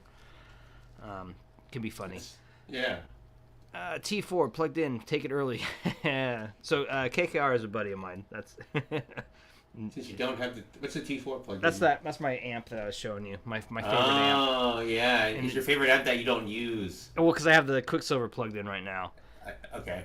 And so and there you can't get these anymore. The T4s, like they stopped making them. In fact, the only thing they made like a couple hundred of them, if that. And so, and then like the supplier just stopped making the parts for them. So, but which is a bummer because it's a dope amp and it's But anyways, dude, Tyler, you have more tube amps than I have tube socks. Damn you. That's pretty funny. That's weird. Well, that was me holding. You should switch to ankle socks, by the way. Ankle socks is the way. Yeah, don't go with these tube socks. Man. Ankle socks is the way. This is 1996, bro. He's bringing it back. He's bringing it back. He's bringing it back. Skeeb, I want to see it. Next video, tube socks. Let's go. Tube socks. Do a tube sock review. I want that. Hey, if you haven't seen Skeeb's Atrium video, check it out. It's dope. It's really creative. Very good. Yeah, I was talking about that. It was pretty good. Let's see here. Inverted. That was the thing. Cause I had it's weird because now my video is not mirrored. So like I go to like so I'm looking at the screen to like move to grab something, but it's the wrong. Someone used to mirror. Anyways, what setups do you guys? Oh wait, yes, you're back. It's all about the carts and the phonos for me. Ace says, which is fair. What setups we run? I'm talking about I'm assuming our vinyl setup, our vinyl rigs. Yeah, I mean, I don't have anything super special, dude. Like I'm still pretty noob. I have the Fluence RT85. Okay. So it's like a couple $600, $800, I think now. Yeah, that's about right. And so it's like a great intro above like cheapo stuff, but it's not like a proper like super fantastic. I think I have the blue Ortophon. Ortophon blue? Yeah. Solid MM card, dude. That's the one that I... Acrylic platter, that kind of stuff. I did all the upgrades for it when I did it. Really good value for your dollar on the Ortophon blue.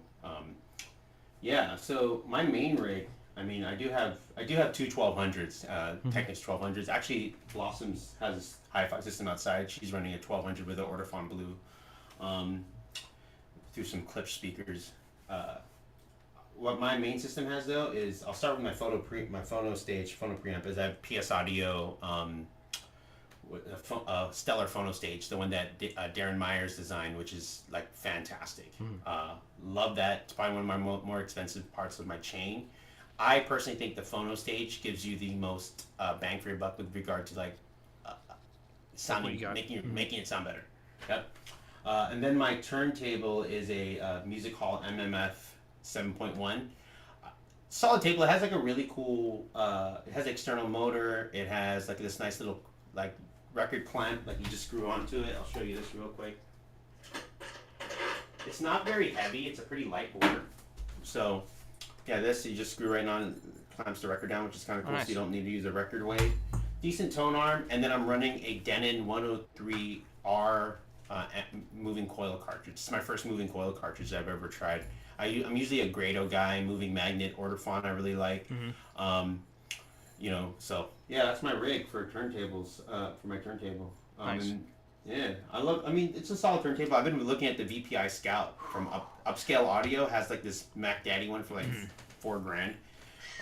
Yeah, dude, VPI makes some dope tables, dude. Yeah, I really want that VPI, but it's a lot of money. Yeah.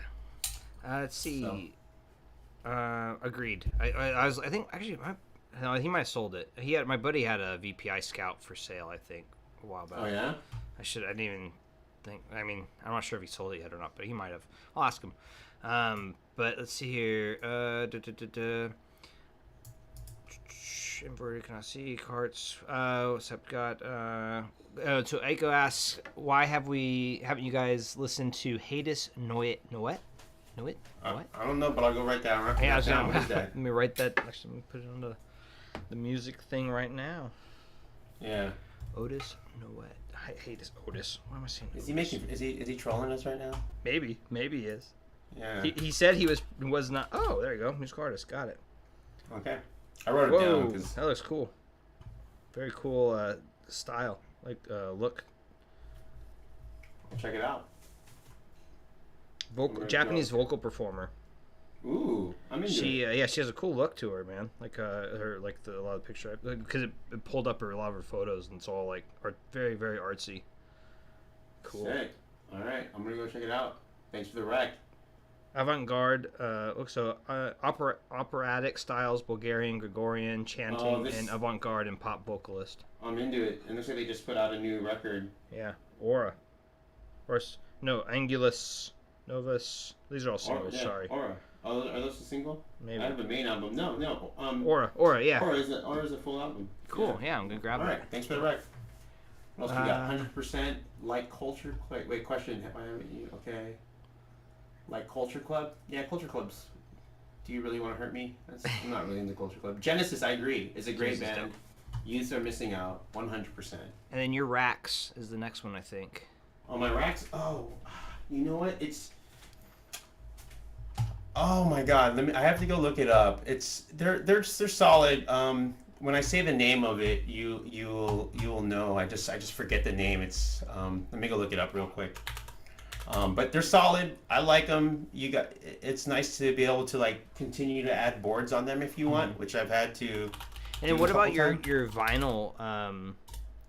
What are you using to hold all your vinyl? What are those? Like okay. So I can talk a little bit about that. So the two on top right there, I actually bought at Amoeba Music years ago. The ones at the bottom there, they're like made out of particle board. There's this old school DJ that was selling all his stuff. You just grab it up. I bought those. These are all like IKEA stuff. So Yeah, like I just say the IKEA boxes are really hard to beat. The square like. Yeah. As far as like cheap, easy to get together, right? Yeah, they're cool. I don't really love them, but I use them. Oh man, I'm trying to find this audio rack that I bought. And it's a common brand. What else we got? So while I look this up, experience, not better, but experience, not better, but experience, right? So I think he was talking about like the experience of doing records and yeah, like I think that's ski, but that's the thing is like the experience of for me anyways, that's how I view records, right? Like it's not necessarily about just listening to the record, it's the whole process leading up to listening to it and then listening to it in itself too. Like there's the process getting there, picking the album, like the process of like, oh, what do I want to listen to? Because you're dedicating to that time, like you're dedicating your time to listening to that for a set amount of time. I mean, not necessarily. I mean, you can get up any time, but you know what I mean. Like there's when you pick a vinyl record, you're saying I'm going to listen to this whole album. Basically. Yeah, there's a bit more commitment with regard to doing it. So, by the way, I'm going to go ahead and link what I got here because I found it. It's the Salamander stuff. Salamander stuff, nice. Is what I put all my gear on, and I have the black one. I'm about to link I'm about to link up Oak one, but yeah. So this leads into the next question by Skeeb. Let's see here. KKR like Raskin Robinson and flavors. We were talking about digital there and being able to like go crazy. Yeah. Oh, actually, this is good. KKR asks, it is more about the people who refuse to understand that their stuff is not the best and only option. Agreed. Exactly. Agreed. like what you like, and if you don't like what I like, I'm not gonna be offended by it. And if you like something else, that's cool too. But then you shouldn't be offended that I don't like what you like. Yeah, I mean, people have ripped on like one of my favorite bands is Alkaline Trio, and I have a lot of people make fun of like that's your favorite band. I'm like, I freaking love Alkaline Trio. It makes me happy. Yeah. You know. And that's the thing, like it's pop punk, whatever. Which blows my mind. Blows my mind, dude. Like I always like to reach back to that "don't tread on me" thing, right? Like I won't tread on you if you don't tread on me, right? Like it's just.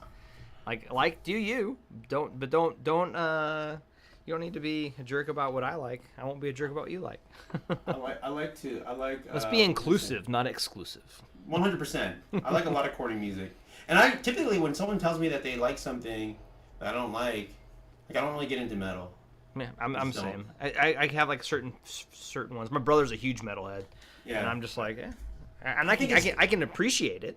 Yeah, I wish I could get into it. It's just it's not who I am. When I was like hardcore working out and I was like way into like bodybuilding stuff, dude, I was like way into like Disturbed and like all that stuff, and like that's what I listened to working out was like that, like. Yeah. But I do like Rage. I love Rage Against the Machine. Rage Against the Machine, but that's more like metal. No, they're not metal though. You're right. No. Rage Against the Machine, like a fusion, like rock, reggae, hip hop fusion thing. I've gone on record saying that Rage Against the Machine is the greatest band in the mainstream to come out the '90s. Like in my That's opinion, fair. like that were being played on MTV. Like They're coming back. They did it. They're doing a new tour. I I think. know. It's crazy. I saw them in 2007 when they got back together at Coachella. Mhm. And I It don't know. wasn't I there. just haven't. Magic wasn't It, there. it was great. No, it was fantastic. I just don't. And I saw them when they were on the Rock the Bells tour. You're just not And that angry youth anymore. I would say that. I just don't. I don't know if I want to see them live anymore. I just That's don't. fair. I want to have the memory of that at that time. I feel like I don't want to know what they are today because usually that Yeah, I know. What you're maybe saying. it's still good. I don't know. Like Zach De La Rocca is dope. Tom Morello. All those guys. That whole Yeah. band. Talented.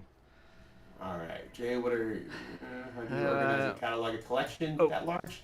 And we talked about that. You said alphabetized and by genre. And then here's the next one that I thought was pretty interesting. Was Ski Bass. Actually, real quick, he's Ace. Pro tip: public libraries. You can check out CDs free. This is true. You can just go there and you get it for free, and you can go and you can grab them. There's some dope ways cool. to get some music. And a lot of people donate their albums to like music I did and whatnot. And anyways, Skeeb says, I gotta ask, can you get some cheap turntables like Victrola for 5 to 100 just to hear a record? Would you say I go ham on gear, but just general question. So he's asking basically, can you go super cheap, like go to Target and pick up one of those like pop open box things for like $20? I would say no, personally. If I would not put an album I liked a lot on something that was like a Yeah. Here's what I'd say: if that's what you want to get it. If it's gonna get you to play records and have a good time, buy it. I'm all for it. Like I'm not one of those people that should be like poo-pooing on Crosley's and Crosley, thank you. and all those other things. Like I will say that if you can't remove the needle stylus, like that's usually a bad sign in my opinion. Yeah. In my book. But I would tell you that they're not going to be good for your records, but if that's what you're going to get, great. But I would also say like you can spend a few $100s more and get like a baseline Audio Technica, and you're probably better off going that direction. Like you can get a used Audio Technica for like a couple $100 if that sometimes, man.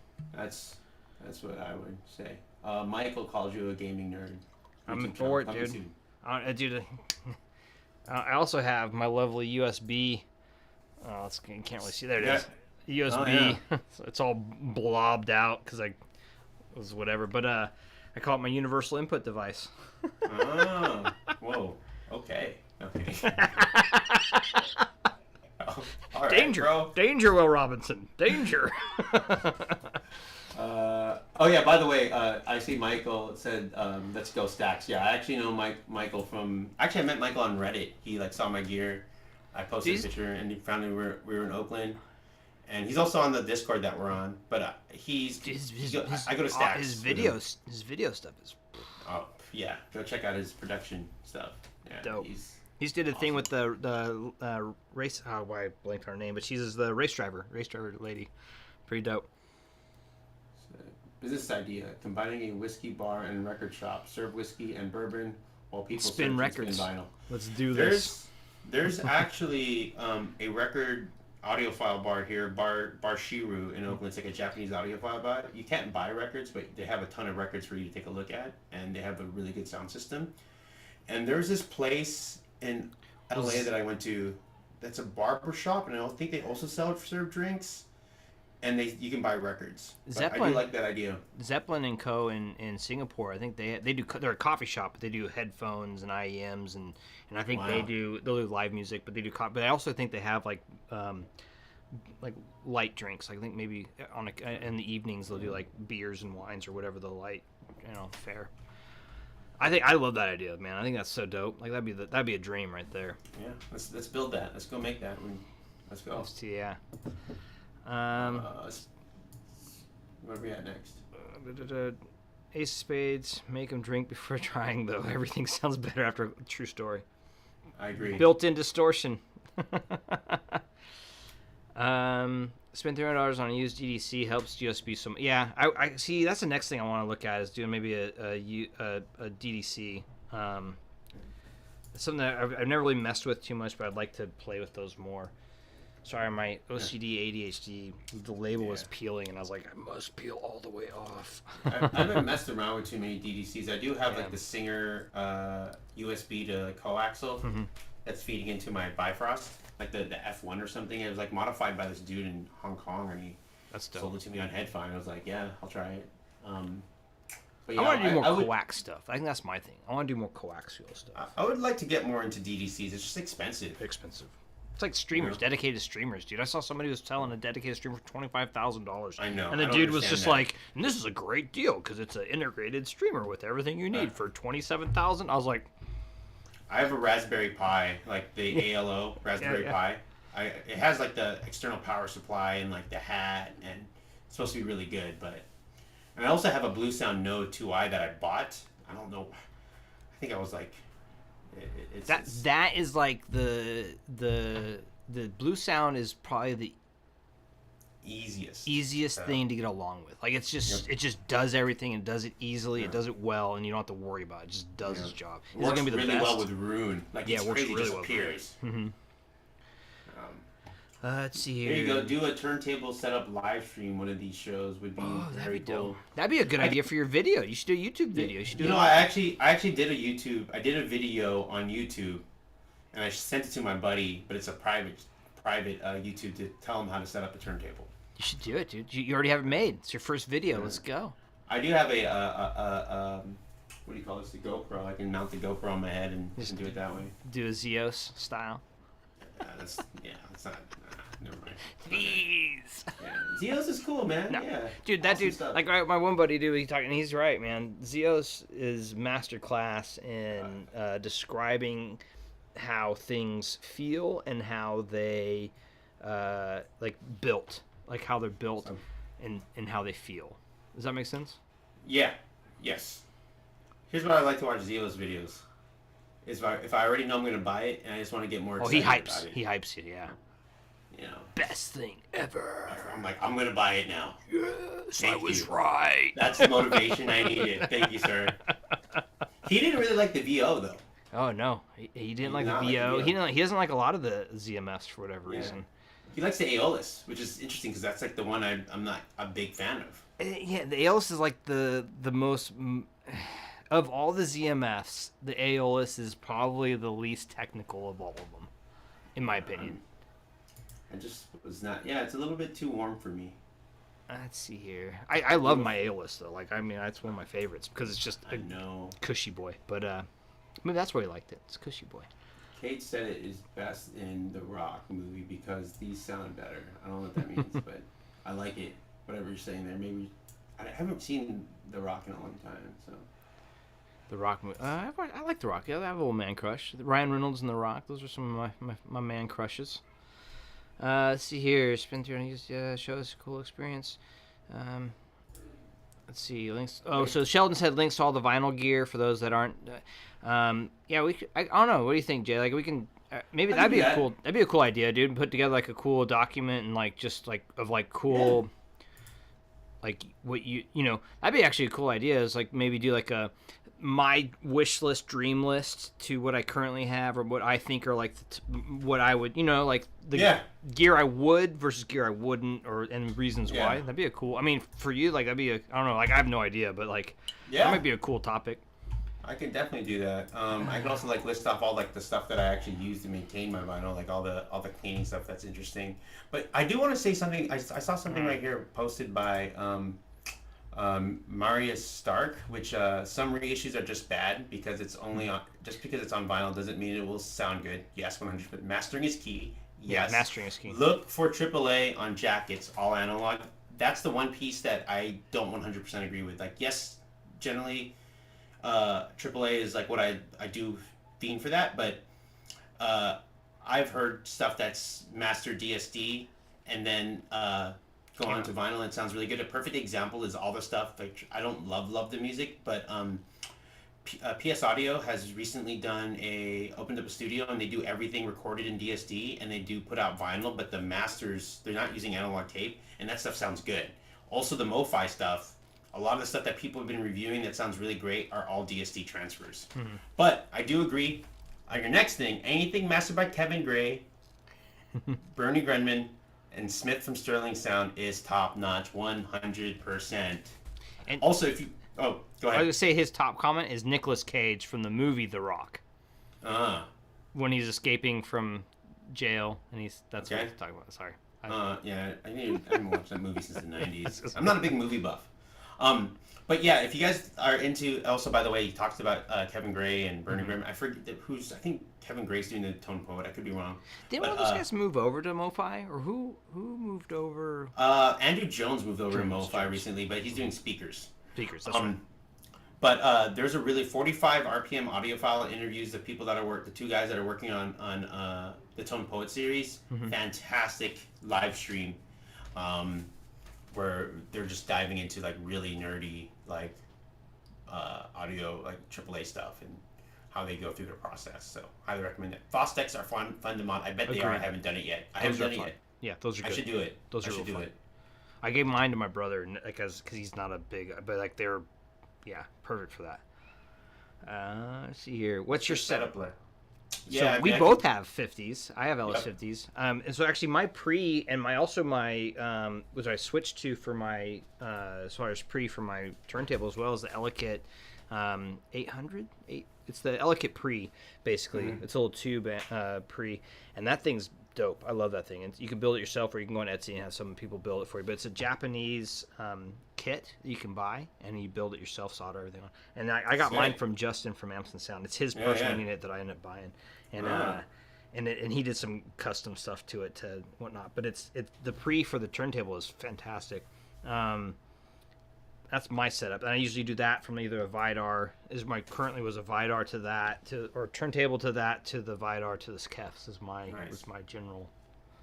That's my setup. So I'll let you my chain. Yeah, I'll start with mine.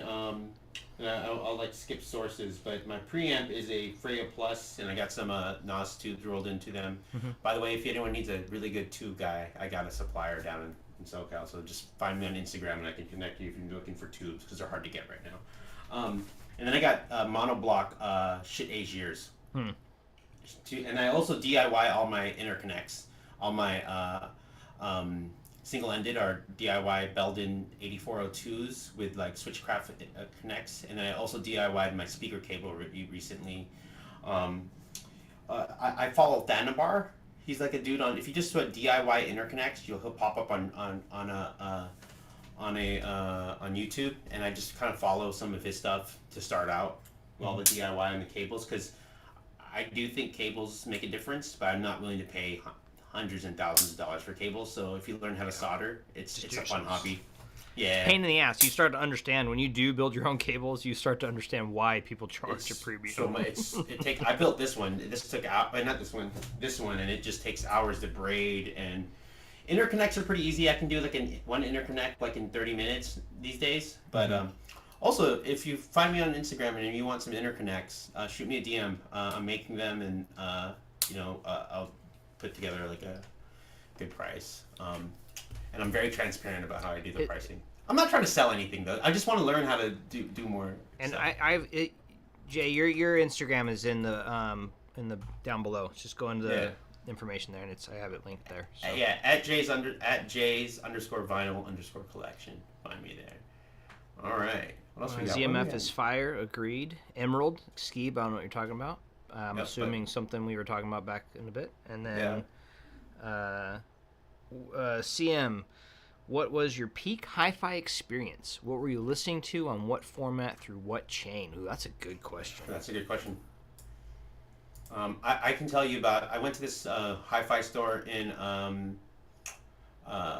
Santa Rosa, so Northern California, a little bit north of the Bay. Mm-hmm. This hi-fi store called Lavish, and they had these like $30,000 Fine speakers. So Fine is the speaker company. I think it's Scottish or something, but they're basically the head engineer designer from. Oh my God, why am I forgetting the very big British? Not calf, not name. Not calf, not name. Very big British. Chord. No, British speaker manufacturer. They've been making them for a long time. Not B&W. Not B&W. But wow, I'm actually picturing a speaker right now, and if it's the one that you're looking up, I'm trying to. Oh yeah, they're Fine. British. Fine's actually British. I thought they were Scottish, but whatever. I can't. They're very famous. They've been around for a long. Yeah, there's a bunch of really good British. But he left that company, and then started fine, and I listened to those, and I don't remember the entire chain like amps and everything, but I do know the DAC was the high end chord, like Chord Dave or something. Chord Dave. See, I don't like the high Dave. end. You Like like it's the Dave? weird. I prefer the TT2. Like I think the Dave is fantastic. It's a little too dry for my personal preference. Gotcha. I like the TT2 better. I can barely hear DACs. I'm just kidding. But yeah, Do DACs like are? Like, I will say this for here until forever. Pick a budget for your DAC, max it out, buy that DAC, then max out your budget, and then just forget about it for years. Yep. Because that's why I have the Gungear, and I'm Gungear multi-bit. I'm happy. It looks cool and it sounds good. And I would By the way, Tannoy was what I was thinking. Yeah, Tannoy, whatever. What I was also going to say is I would also say for DACs, and as much as the measurements crowd is like all the rage and all that stuff, R2R. Like just get an R2R DAC. I mean, you just have to. Like I don't, and this is me going to be like, maybe this is my judgy side, but like, and I love AKM DACs. Like I think AKM DACs are dope. But like, once you go R2R, it's really hard to go back. Very smooth. R2Rs are very, very smooth. They're not. When you think about digital, sometimes digital is a little brittle. I feel like I haven't listened to an R2R DAC that's like extremely, extremely brittle. Yeah. Also, what about FPGA DACs? Oh, I haven't really listened to many. I mean, that's what Chord is. All FPGA and PS Audio. I love my Chord. Honestly, like the TT2, like it's very similar to the R2R sound, I'd say. Do you know the difference between an FPGA DAC and a taps, right? Sigma Delta DAC? It just has way more taps, like just a shite ton of taps. Really, the only difference is like it's like a very similar, like design. From like a physical standpoint, it's the same thing. The only difference is FPGA is like it's like basically blank, and then someone wrote the code to completely like. Like it's basically there's these gates on FPGA, right? It's like ones and zeros. Zeros. It's the taps. That's the taps I'm talking about. And there's like So like the and that's where like it's whereas a chord in FPGA they'll have like 1,000 taps versus like an AKM which is like it's just that. Well, no, AKM is already just pre-programmed, whereas the FPGA DAC is like not. It's like a blank slate. But I don't know. I probably shouldn't be talking about this. There's a really I'm also not a good person to be talking about. Who's that dude from Australia that does a YouTube channel? He interviewed something sound. Yeah, he's dope. I like his channel. He interviewed what's this dude from Chord? God, I forget his name, but he's fantastic. Robert. Oh yeah. Something Watts. Yeah, Rob Watts. Rob Watts. Yeah. Rob Watts. Guy's a genius, man. I love hearing that guy speak. Randomly met him at Can Jam New York City, but I don't think it wasn't like a thing. It was just like I was just chatting with him because he was at the. Was that there? Yeah, I'm pretty sure he was there, and I was chatting with him, and then someone was like, "Oh, that was Rob Watts." I was like, "Really?" Yeah, I believe Rob Watts was at one of the breakout seminars I was at Can Jam 2019, which I'll be at SoCal 2022. I'm trying. We'll see. I have a bunch of stuff coming, but yeah. Yeah, but I believe he spoke there, and he was talking about how he takes his open back headphones on the plane. I was just like, "Do you? That sounds terrible." That sounds like a bad idea. Yeah. I was like, "Are you serious?" I don't know. It might not have been him, so don't tell Rob Watts that Jay said this about him, and he's gonna come try to beat me up. I don't need that heat. I don't need no Rob. I don't need no beef. I don't think Rob Watts. Yeah, I don't want to be. So I'd say for my peak hi-fi experience, and I'm gonna cop out here and say it was growing up listening to my stepmom's bands, being in orchestras, and like the actual live stuff. Like that would be my peak hi-fi experience, to be honest with you. Like, and then you chase that the rest of your life. With like headphones and like speakers but as far as like speaker systems go, honestly, doing that Pacific Audio Fest recently, there was some setups there where I was like, God, I would love to hear this in like a proper setup, or like, you know what I mean, like where you're just blown away at some of the stuff that these things can do, like these. That audio show. Yeah. That was, and I have a bunch of video. I've been so busy the past 2 weeks, but I meant to do a video where I'm just highlighting that stuff. But I'll hopefully get that done this next week, and then I need to do videos on all this gear. But I have. Next question. CEO's got me to buy a GL2000. That guy's entertaining, no doubt. Yeah, he's entertaining. Actually, I will say this real quick. I want to say something real quick on my peak hi-fi experience. I won't say it's a peak hi-fi experience, but it's one of the things that made me dive down the rabbit hole of audiophileness. And it's when I heard the HD800 with my SDR after I finally built my bottlehead crack. listening to that combo was what made me go off the deep end of. You know what triggered me actually? My WA2 with the Denafrip stack and a T1. I could see that. Too. It was just like so wide and like just like it was magic. so exciting. Because like everyone talks about the T1 being like very sibilant and stabby, and yes, I actually like the T1. Here's the thing: is though, when I hear people talk about they're using like a solid state, they're using like a 789 with like a freaking. Why are you using that to like no? Like the T1 wants tubes at 600 ohms, man. Yeah, it's like it's asking you to plug it into a tube amp. Give me a tube. Yep, tubes are the way. Come on, like I remember like Zeos did that video on the DT880 talking about how you need to put like 9 watts through it. It's like, no, you don't. Plug a freaking that into a tube amp. And game over. You plug a DT880 to a cheap W83 and it's going to sound awesome. Like, you don't need to... That video triggered me, by the way. I'm not going to lie. I agree. But, alright. Sure, if you master Okay. Mario Stark is dropping some knowledge here. I don't disagree with this. DSD domain, it can sound great, but many do use PCM and low-res files and shitty mastering. Yep. In that case, 100%. I guess what I was just saying is, like, it doesn't have to be AAA. You can do get things from a digital domain to vinyl, and it can sound cool. It can sound great. Like anything, like you can have gyms. It's all about how those people do it. Like if they put the time and effort into building it and doing it right, then it can probably sound fantastic. It's about taking the time, right? 100% key is mastering on any format. Any format. Mm-hmm. Yeah. Best thing about Zeo's show was his cat. It didn't talk. Oh damn! I love it. I don't. Hey, look, if anyone goes to CanJam and don't hate the player, hate the game. I'm not hating the player, but I will express. I've never met the man, so I can't say anything. Well, no one has, right? His identity is secret. Nah, everyone knows who he is now. No, he's been. Yeah. In fact, I think he was.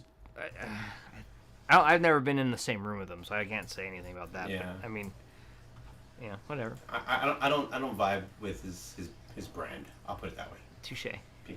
I agree. But I think it's great. I think he's good for the hobby, though. Like, cause he brings people in. Also, sometimes bad for the hobby. It's also bad for the hobby. Yeah. All right. I met him at CanJam. Cool. Wish I had $ for DCS. Yeah, DCS stuff's expensive, man. I don't know what that is. It's the new DCS lineup. They just came out with a whole new line. It's like everyone's been ranting raving about it. But it's like $10,000 per unit or some crazy number. It's like they're stupid expensive. Oh, yeah, no, I know this stuff. Yeah, DCS. but this is kind of stuff like way outside my price range. DCS bar talk. Yeah, it's something you see and go, oh, cool, and forget about. Yeah, I've seen the video that what's his name DMS did where he powers the 1266 with this other like YouTuber who's not an audiophile YouTuber, but he like reviews like Linus Tech Tips. But is that and he was just blown away by it all. Like I saw all that stuff. It's like $30,000 for the setup or whatever. Like I just turn off. I'm like I mean I watch it, but I don't remember the name. You didn't lose me, but I won't remember. But I wish I could afford that. So I'm not hating on it. I think it's great. If you got the money for that, 100%. If I had the money for it, I'd probably buy it too. But that's just out of my budget. Yep, agreed. But I think it's rad that people that can do that and then do that. Well, dude, go to that Pacific Audio Fest. Dude, literally, I was sitting in a room with like $500,000 setup, like that's speakers and amps and like you're talking like literally $500,000. Like people can't buy houses and this is their stereo setup bananas.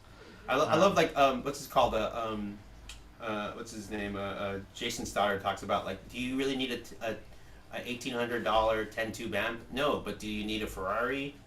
No. Do people buy Ferraris? Yes. Do people buy 10 tube amps? Yes. Are they kind of silly? Yes. So whatever, if they have the means, and that's their means, dude. Like I was talking about something else about like that. Like so, I was telling somebody we're talking about like why would you spend that much money? Because to them, it's not that much money. Yep. Like my pocket change might be somebody's extreme wealth, or somebody else's pocket change might be me thinking like, holy smokes, that's a lot of money. You know what I mean? Like you can't. There's. It's just the nature of humanity, right? Like there's just levels. Like it's just the way it is. Personally, I wish capitalism would just be destroyed, but we're not there yet. That's a whole nother podcast. The book, there's a book that was fantastic. I used to love it. It was an old sci-fi book. And the guys, they showed up and they looked like devils. Oh, why am I not? I'm blanking on the name. And they came. The Bible. No, they fixed. It's an old school sci-fi book, and I loved the book. Now I'm gonna blank on it, but it was like they came and they fixed the society to be, or there was no, like basically if you want something, you just had it, you got it. Let's go. Like that. All right, last couple comments. We went. First of all, thanks for hanging in there, everyone. Jeez. I know we went a little bit long. Oh yeah, 2 hours. Yeah. Woo. Yeah. Yeah, my wife's probably like, "What are you doing?" Yeah. Normally Rob does a couple talks at Can Jams. Yeah. Mhm. I've seen some of those recorded. And Steve met him at Can Jam. That's cool. I'll start now. I'm going down a rabbit hole. I can't look up this book. I need to. But it's it was a book I read in high school a lot too. It was actually one of the required readings. When you find it, link me. I'd like to read it. Yeah, it's pretty cool.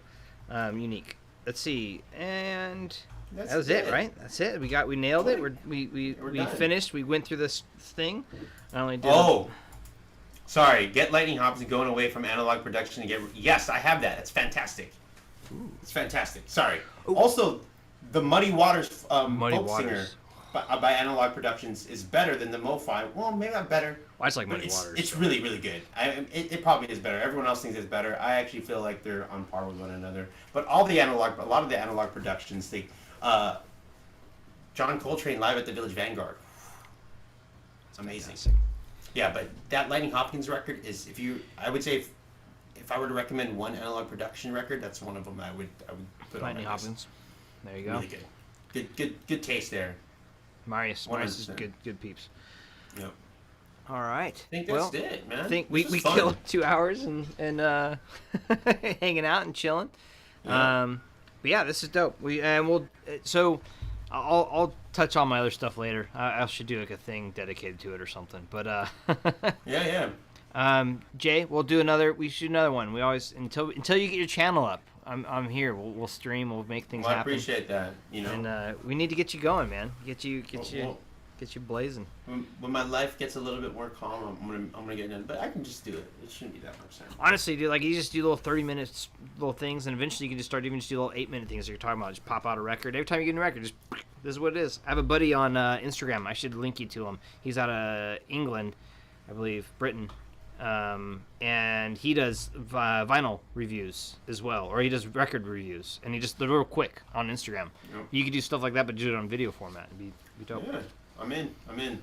Well, we'll chat. All right, everyone.